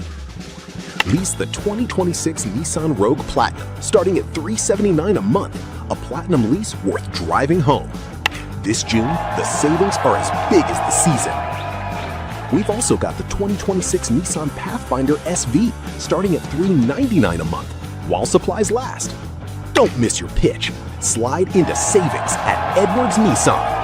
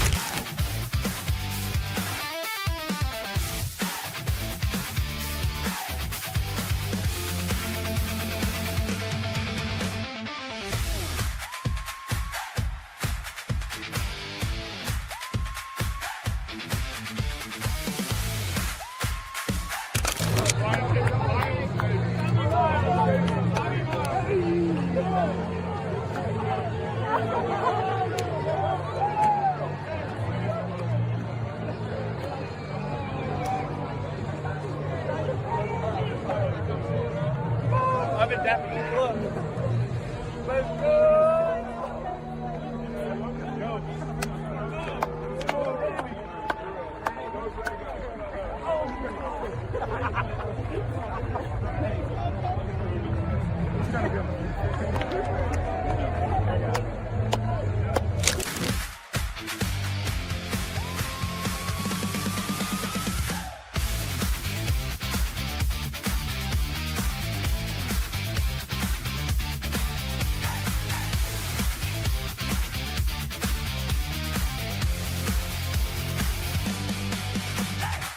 The Kia Summer Sticker Sales event is on at Edwards Kia. Lease the 2026 Kia Sportage Hybrid S all-wheel drive starting at $299 a month. Edwards Kia is on a winning streak. This June, the savings are as big as the season. We've also got the 2027 Kia Telluride S all-wheel drive starting at $469 a month. Don't wait. Slide into savings with the Edwards Kia Summer Sticker Sales event.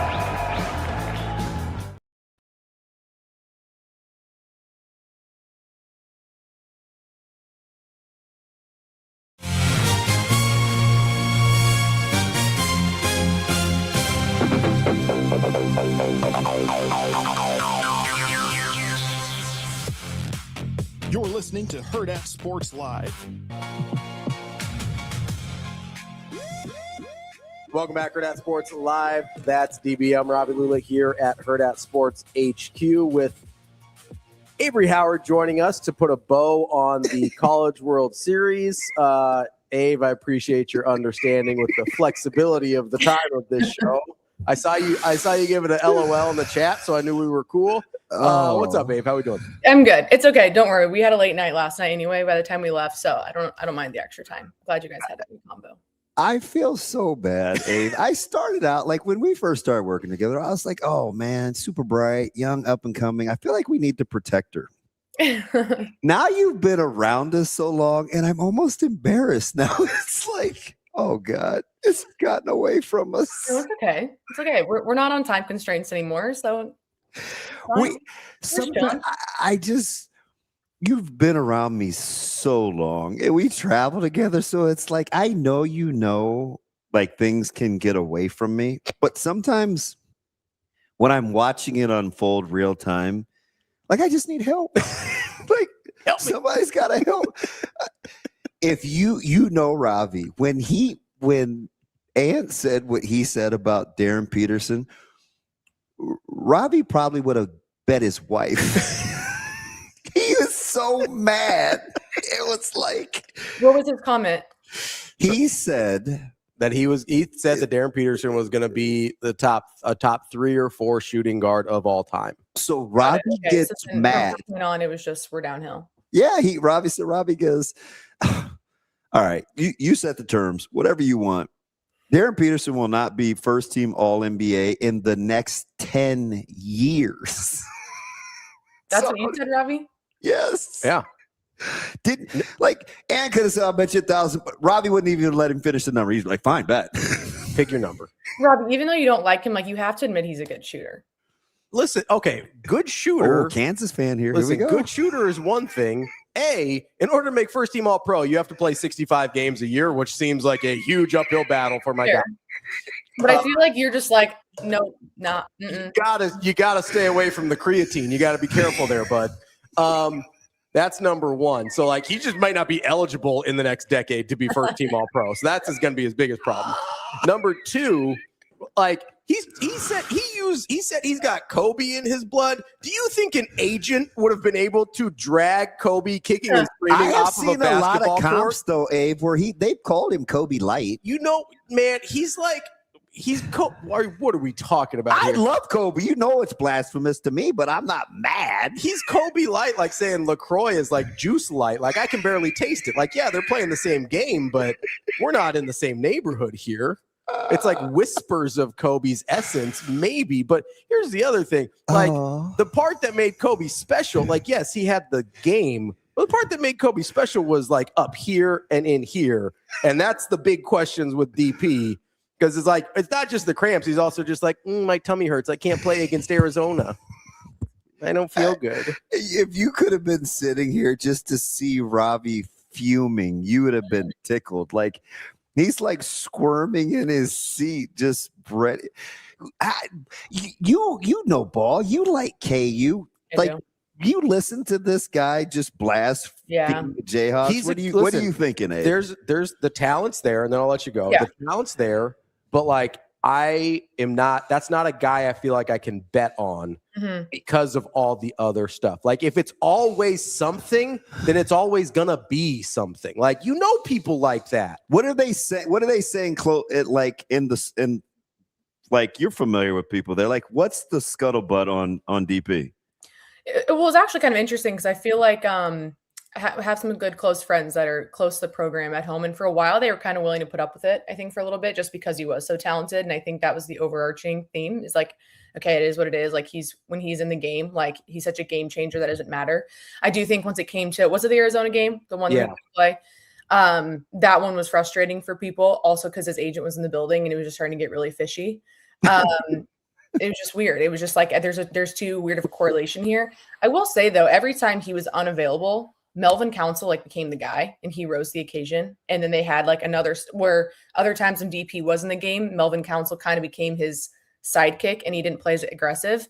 When BYU was in town and Darryn Peterson played that way, and you get a taste of that, and you have that kind of win, and then you have to deal with the rest of the season where he's like, maybe not. We'll see. I think that was when fans were like, okay, enough's enough. Like, we just need to know, are you in or are you out? Because you just helped us with this BYU win. They had game day there that weekend. Energy was off the charts. I think the fans were kind of feeling this sense of return a little bit for KU basketball was possible in this season. And then after that game, it was kind of like, okay, hit or miss, don't know what to expect. Certain guys would play to certain levels when he wasn't in. I don't know. That's kind of what it seemed like a little bit.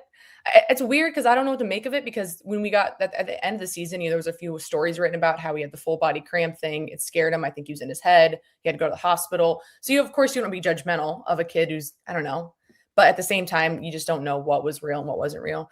Ravi's giving me a look like I don't give two Fs. No. Here's the thing though. Like everything. Oh, Abe, I know you're not afraid to cuss. You can cuss Ravi out if you want to. She cusses me out all the time. It's fine. Like STFU, Ravi. Abe and I talk a lot. It's good. It's cool. No, I'm not giving you a hard time. I just like that you're sitting here like, no, that's great. It's a great answer. I don't care. That's good. No, well, part of it is like, I hope everybody at that BYU game got there early, because if they got there after halftime, they have no idea what you're talking about because my boy didn't play. Yeah, well, that's what I'm saying. The first half was like, oh, okay. Yeah, you're like, oh, right. This is the guy. And it's like, where'd he go? Mm-hmm. Which is, again, like everything you said, I believe, but it's the entire essence of the problem, right? No, like, I get you. You don't know when he's going to play. And then here's the other thing that was incredibly fishy, right? Oh, we had the cramps. We had the tummy bug at Arizona. Would you stop saying tummy? No, I have to make it sound as infantile as I thought possible. you didn't like kids. I have to, you've got all this stuff. And then when the narrative reaches a certain point, all of a sudden it's like, oh, he plays all the games now. Isn't that weird? Yeah. Like that's It was weird. That's the whole problem is like, listen, if I understand full body cramps are painful and scary, but like if that spooks you enough that you're like, if anything feels weird ever again, I'm out. Yeah. Like that's not a good sign to be a professional athlete. Yeah. Like there's like, I get it's scary. I'm not discounting what he went through. What I am saying is like, yeah, your mindset probably needs to be a little stronger than that if you're going to be the third best shooting guard of all time. Yeah. Part of me can't blame him, because now that I'm no longer a collegiate athlete, I don't have like a free trainer to my right. Like my right knee hurts. And I'm like, oh God, here we go. I got to go pay for someone to look at it. Where before I'm like, oh, I'm having back pain. Oh, it's just stiffness because we ran yesterday. Now I'm like, I got to go pay for someone to figure out if I got something. I don't know. I don't have a free trainer on my right side. And ever since I'm like, oh no. Oh no. Hey, you're like my other therapist, Abe. How much would you have talked me off the ledge with my feel that Oklahoma and their quiet confidence was driving me up the wall? I get it. It kind of made them who they were, and they get it from Skip. Yeah. Could you feel it watching those guys real time that like, man, these guys are bordering on cocky, but certainly confident? Oh yeah. I'll be honest. I went to game 1 of the Lawrence Super Regional. They hammered a good team. They did. And KU was coming off an incredible run, KU, when they hosted Arkansas. The way that they made Arkansas kind of look silly in the later parts of that game. The energy and the confidence that Oklahoma was playing with in game 1 of the Super, 2 innings in, I looked at my dad and I was like, KU doesn't have a chance. There's just there's no compete that is going to come up to what Oklahoma is playing with right now. Whatever they went and did at the Georgia Tech regional, it absolutely fueled what they did the rest of the season. I think they had all the parts, but to do that against Georgia Tech on the road, to beat them the way they did, I think it was like, oh, okay, all right, yeah. And the confidence that they were playing with in Lawrence, it was off the charts. And so I had told a couple people, I'm like, if they play like this and they make it to Omaha, I don't think anyone's expecting it from them, because if you didn't watch the Lawrence Super Regional, you maybe you're not expecting this. You're thinking, okay, they've got a couple hot bats right now. No, it's so much more than that. And so I wasn't too surprised, if I'm being way honest, about Oklahoma's performance in Omaha. I saw it firsthand in Lawrence. They didn't waver. The weather delay both days, nothing slowed them down whatsoever. And I think they were used to being doubted the entire season. No one looks at Oklahoma baseball right now in the SEC and is like, oh yeah, that's the one we're going to worry about. So if they don't have themselves, they don't have anyone. So I think they've kind of had that mentality all year, just a matter of getting back to the team they were in the beginning of the season. But they'd already take their lumps throughout the SEC conference play, that when it came time for some of these big games, it was like, yeah, we kind of know what we have here. But yeah, I don't think there is a quiet confidence about that. Maybe to some people, like I said, if they weren't paying attention, but they were very confident in one another, and that's all they really needed. Hey, when you're looking at this series, we talked before on Friday or Saturday before the championship. You know, you were hoping 3 games. We got 3 games. Yeah. Outside of that, we were not great on our predictions in terms of how those games would play. I know. How surprised were you just by the way the actual games played out? Whether it's 13-2 yesterday, we really didn't have any terribly close games. I mean, Sunday was the closest. Yeah. Like, how surprised were you from what you expected going into what we ended up getting? I know. Well, if you remember when we did our little preview and you asked me to pick, it was like every time I made a point about North Carolina, I feel like I had to make an equal point about Oklahoma. And that's really how I felt about these two teams. And I do think the way each game started made sense to me. I mean, I think we had a couple of innings where there was dominant pitching performances, but also the bats that we had seen from both of these teams came alive at certain times as well. I kind of thought we were going to have more of these back and forth, like maybe 2-run, 3-run innings. And then we'd go, 0 runs for a couple, and then someone would find their way back on base again, just with how aggressive Oklahoma is, or when you get to the top of the lineup for North Carolina.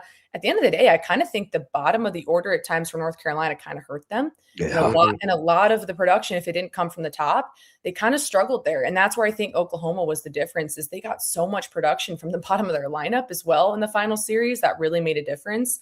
And I also, when we talked, I didn't expect, I think, some of the struggles that North Carolina's pitching staff was going to have. I don't even want to say struggles, but I think yesterday when Walker McDuffie came in, I was like, okay, he hasn't pitched a whole lot in the last couple of days. I thought he was going to have his stuff a little bit more. And I think for them to have to go to Glauber when they went to him, yes, do I still think it was the right decision? Yeah, I mean, this is the last game of the season, and you're going to go get the guy that's 29-0 for you. But in that situation with the pitch clock and the bases loaded and just everything from the minute that he came in, it just felt a little off. And so I personally thought if North Carolina had to go to their bullpen before Oklahoma, I thought they'd be okay, just because I didn't know if we've had to see the depth of Oklahoma's bullpen, just because their starting pitching has been as dominant as it was. So that part threw me off a little bit. And I think just the production top to bottom from North Carolina's batters just didn't come alive as much. And I kind of think that was the difference. Yeah, it's fascinating to watch a team that had hit that many home runs in the last third of the season, the last quarter of the season compared to the regular season, which was well documented. But the part that people don't talk about is they already were a team that put pressure on you on the base pass, right? They're very aggressive. Yeah. Super aggressive. So when they started to add the long ball, that gave them the invincibility component. Then all of a sudden you saw last night in the championship game, what had made them competitive was their first 8 hits, they had 7 singles, right? Yeah. It just wears on you emotionally as a pitcher and as a defense, where you're like, man, you're not barreling up. You're barreling up some balls, but these are singles, right? So over time, I think it gets really, really annoying. Yeah. And I think that, like I kind of mentioned the difference, but like you had a couple of guys in this lineup, whether, Jason Walk's been a good leadoff guy, but like what he was able to do in the last handful of games. And then you have a Deshaun Harris as well, what he's been able to do in the last couple of games. When you get X amount of hits or home runs from guys that don't usually give that for you in the season, the regular season, even into the postseason, I mean, that's an extra boost as well. You know, at any time, there's different guys in this lineup that aren't just finding ways on base or getting a walk. They're hitting home runs. They're like you just said, DB, they're barreling up these balls. And also beyond that, they're making huge plays in the outfield. That's fueling a lot of this confidence for those two guys as well. But I do think that was the difference, is you had guys in big moments, game 1 and game 3, that came up when they needed them. Avery, let's go to the North Carolina side of things. Obviously, another opportunity for the Tar Heels to kind of break through and aren't able to do it. Just as you were kind of watching, I know you keep a close eye on the dugouts and the coaches and everything as you're kind of reporting down there. Just what was the vibe? I know for like Coach Forbes, there's probably more of the history behind it than there was with maybe some of the players, although, you know, there are some guys here a couple of years ago as well. Like, just what was the overall feeling for North Carolina as they fell short again? You know, I actually didn't get to see them as much as I usually like to watch the opposing team after the end, just because there's so much craziness down there. But it was definitely defeat. I think at a certain point there was nothing going for them, even halfway through this game. And it just didn't feel the same energy from them. And I talked to Jake Schafter about it yesterday or 2 days ago, just like the positivity of their head coach and what that does for this team. Coach Forbes is an incredible head coach. And if you feel for him, because he's been a part of the staff for 25 years, you know, he's North Carolina through and through. And he's had one of the most consistent programs in a handful of years. And so I think eventually they're going to get that title, but I can imagine that pressure is, you know, riding high on this team and himself as well. But he just coaches with such a positivity. And I think even some of that was, you could just tell it wasn't impacting the team as much as you'd seen maybe yesterday when they knew their backs were against the wall. But then again, I didn't get to see them a whole lot towards the end of the game. It was really all Oklahoma. Anything Oklahoma wanted to do, it felt like it was going their way. But yeah, it was a little bit of defeat, I would say. You know, what's interesting watching them is they've come to Omaha with such really, really, really good teams.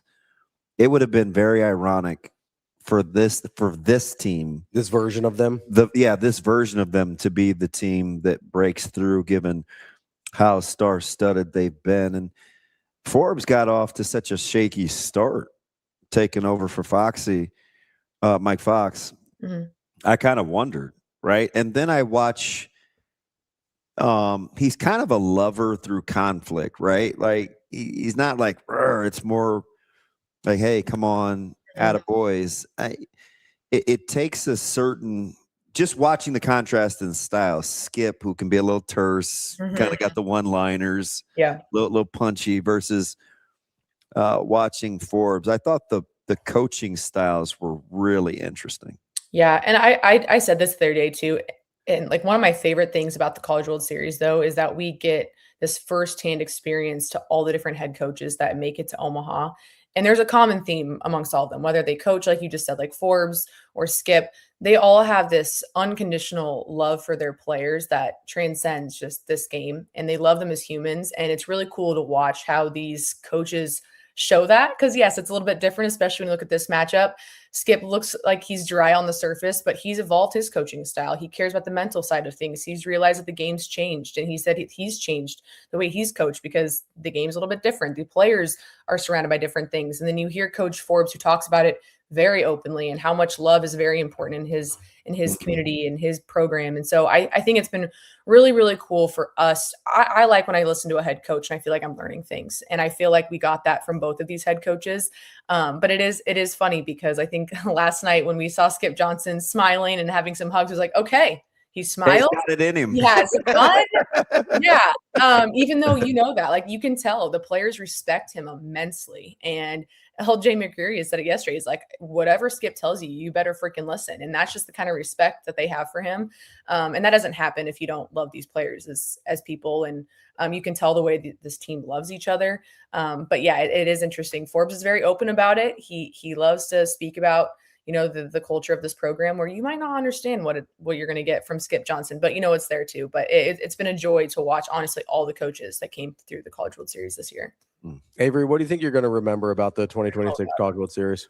It's going to be so cliche, but it's the Branch family. I don't know if we'll ever see a story quite as incredible, quite honestly, and getting the opportunity to kind of get to know their family this week, I think that just is the cherry on top. They are such an incredible family. Getting to meet their dad, Rusty, he was standing by the dugout before the Georgia-Texas game. And immediately I was like, oh, well, there's my dad at a baseball game. I'm standing by the dugout. Doesn't have to say a thing to any of the players, just points at them. And they would point back, and you could tell there was this family atmosphere, right? And even when Wes Johnson saw him staying there, he gave him like a fist bump, and they didn't have to say anything. Kind of reminds me of you, DB, when you walk around the field pregame, you don't have to say anything to the players. You just kind of give them a hug, and they're like, yeah, whatever. That's kind of what it gave me. And I'm watching this in real time, and I'm like, this is my dad at a baseball game, because he can't help himself. He's got to be close. He doesn't have to say anything, just as a point. Yeah.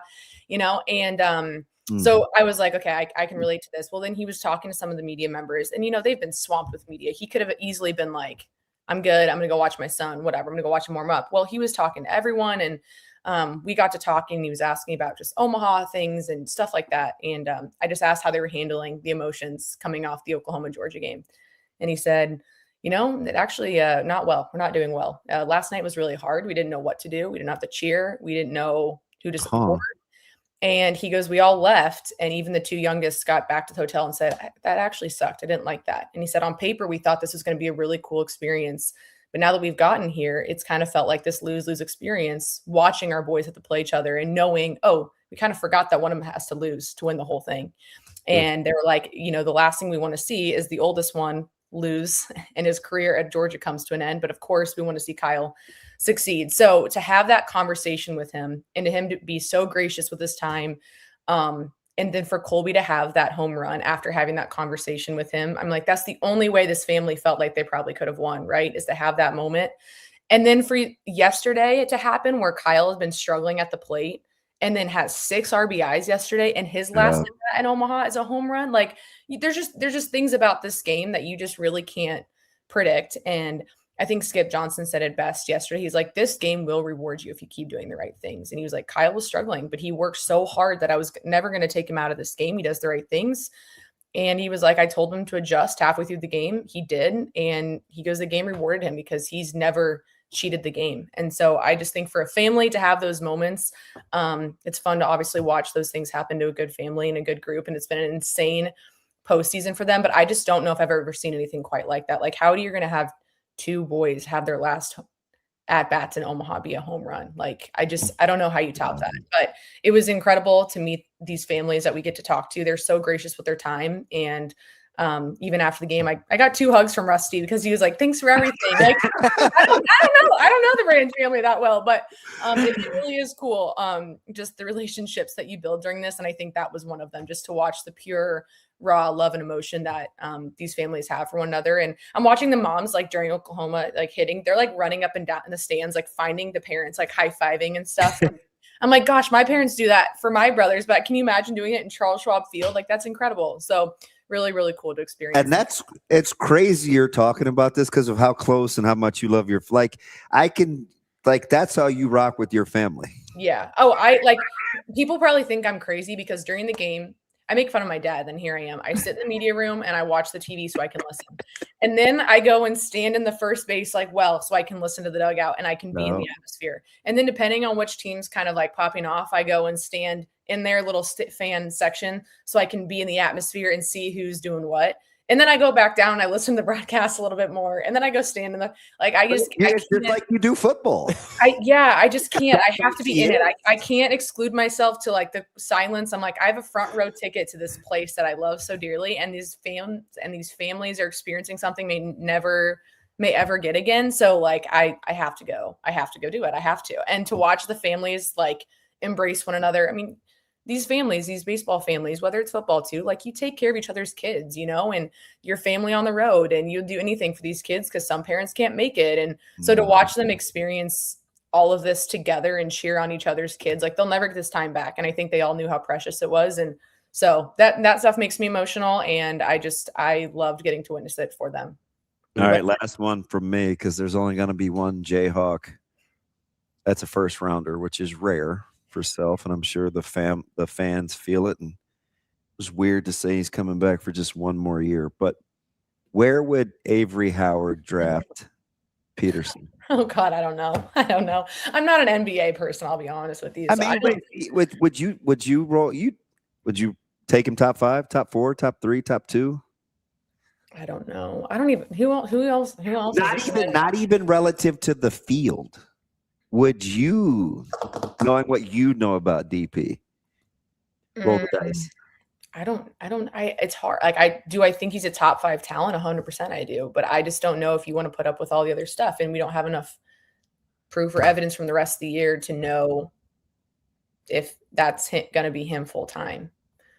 I don't know. She's close to you on that one. Finally, I am. I do. I'm very much that kind of person when it comes to any draft. Quite honestly, I think all the other stuff you bring to the table is just important as the person you are on the court or the field. So, do they want to put up with it? There's just no, like, I have a hard time believing they're like, yeah, we'll just let it go. Like we'll just take you for the 15 minutes and then everything. Like I have a hard time believing that. Like I'm interested. I would love to be a fly on the wall in some of these meetings. I would love to know. You know, well, he only decided to meet with one team, so it would have been a short trip. Abe, we appreciate the time. At least he's consistent, right? Yeah, that's true. And you can attest. This is who I really am, for better or worse. Abe, we appreciate the time. You did a great job on the coverage throughout the series, and we were glad we got to put a bow on it with you. We appreciate it. Yeah, thanks. I'm just gonna go be sad now. So. All we have football. All of our college baseball postseason coverage brought to you by Edwards Auto Group and Edwards Kia. The Kia Summer Sticker Sales event is on right now at Edwards Kia, and the deals are as big as the season. Lease the 2026 Kia Sportage Hybrid S all-wheel drive starting at $299 a month. A hybrid lease built for summer, or step up to the 2027 Kia Telluride S all-wheel drive starting at $469 a month. One of the most capable SUVs on the lot. Both offers expire June 30th. Slide into savings before the month is gone at Edwards Kia. Visit Edwards Auto Group or stop by Edwards Kia to get started. That's the show for today. That's boy,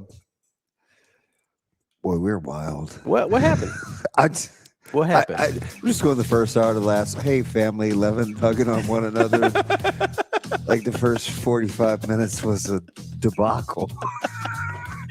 Expletives. Well, that's Shane's fault. He He hit the F-bomb early today. Oh, it's not my fault. Oh, it absolutely. No, it's not. It's not. It's Robbie's. What did I do? It's everything. I didn't make him say the F word. It's you got up in the morning. Always. Until I don't.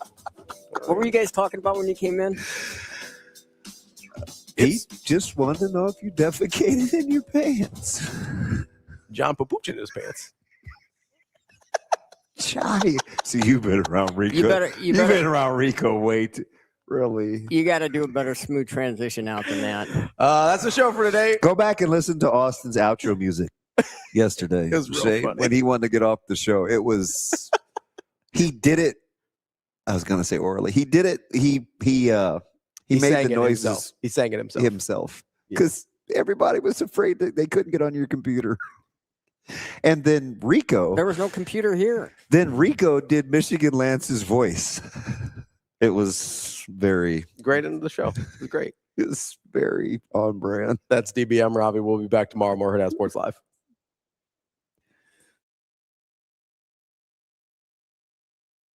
You should expect more from a pre-owned car. Hundreds of vehicles starting at $16,000 across 9 dealerships. That's just the start. There's a gold standard to our lot. See what makes it certified at Edwards Auto Group.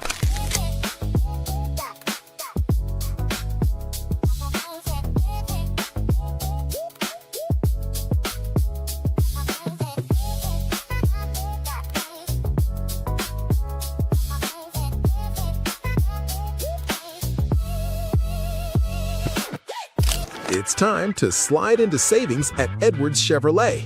Lease the 2026 Chevy Trax LT for just $349 a month, $0 down with your first payment due at signing. 2 great Chevys, one big June event. Slide into a 2026 Chevy Equinox LT for just $399 a month, $0 down with your first payment due at signing. Get to Edwards Chevrolet today. Together, let's drive.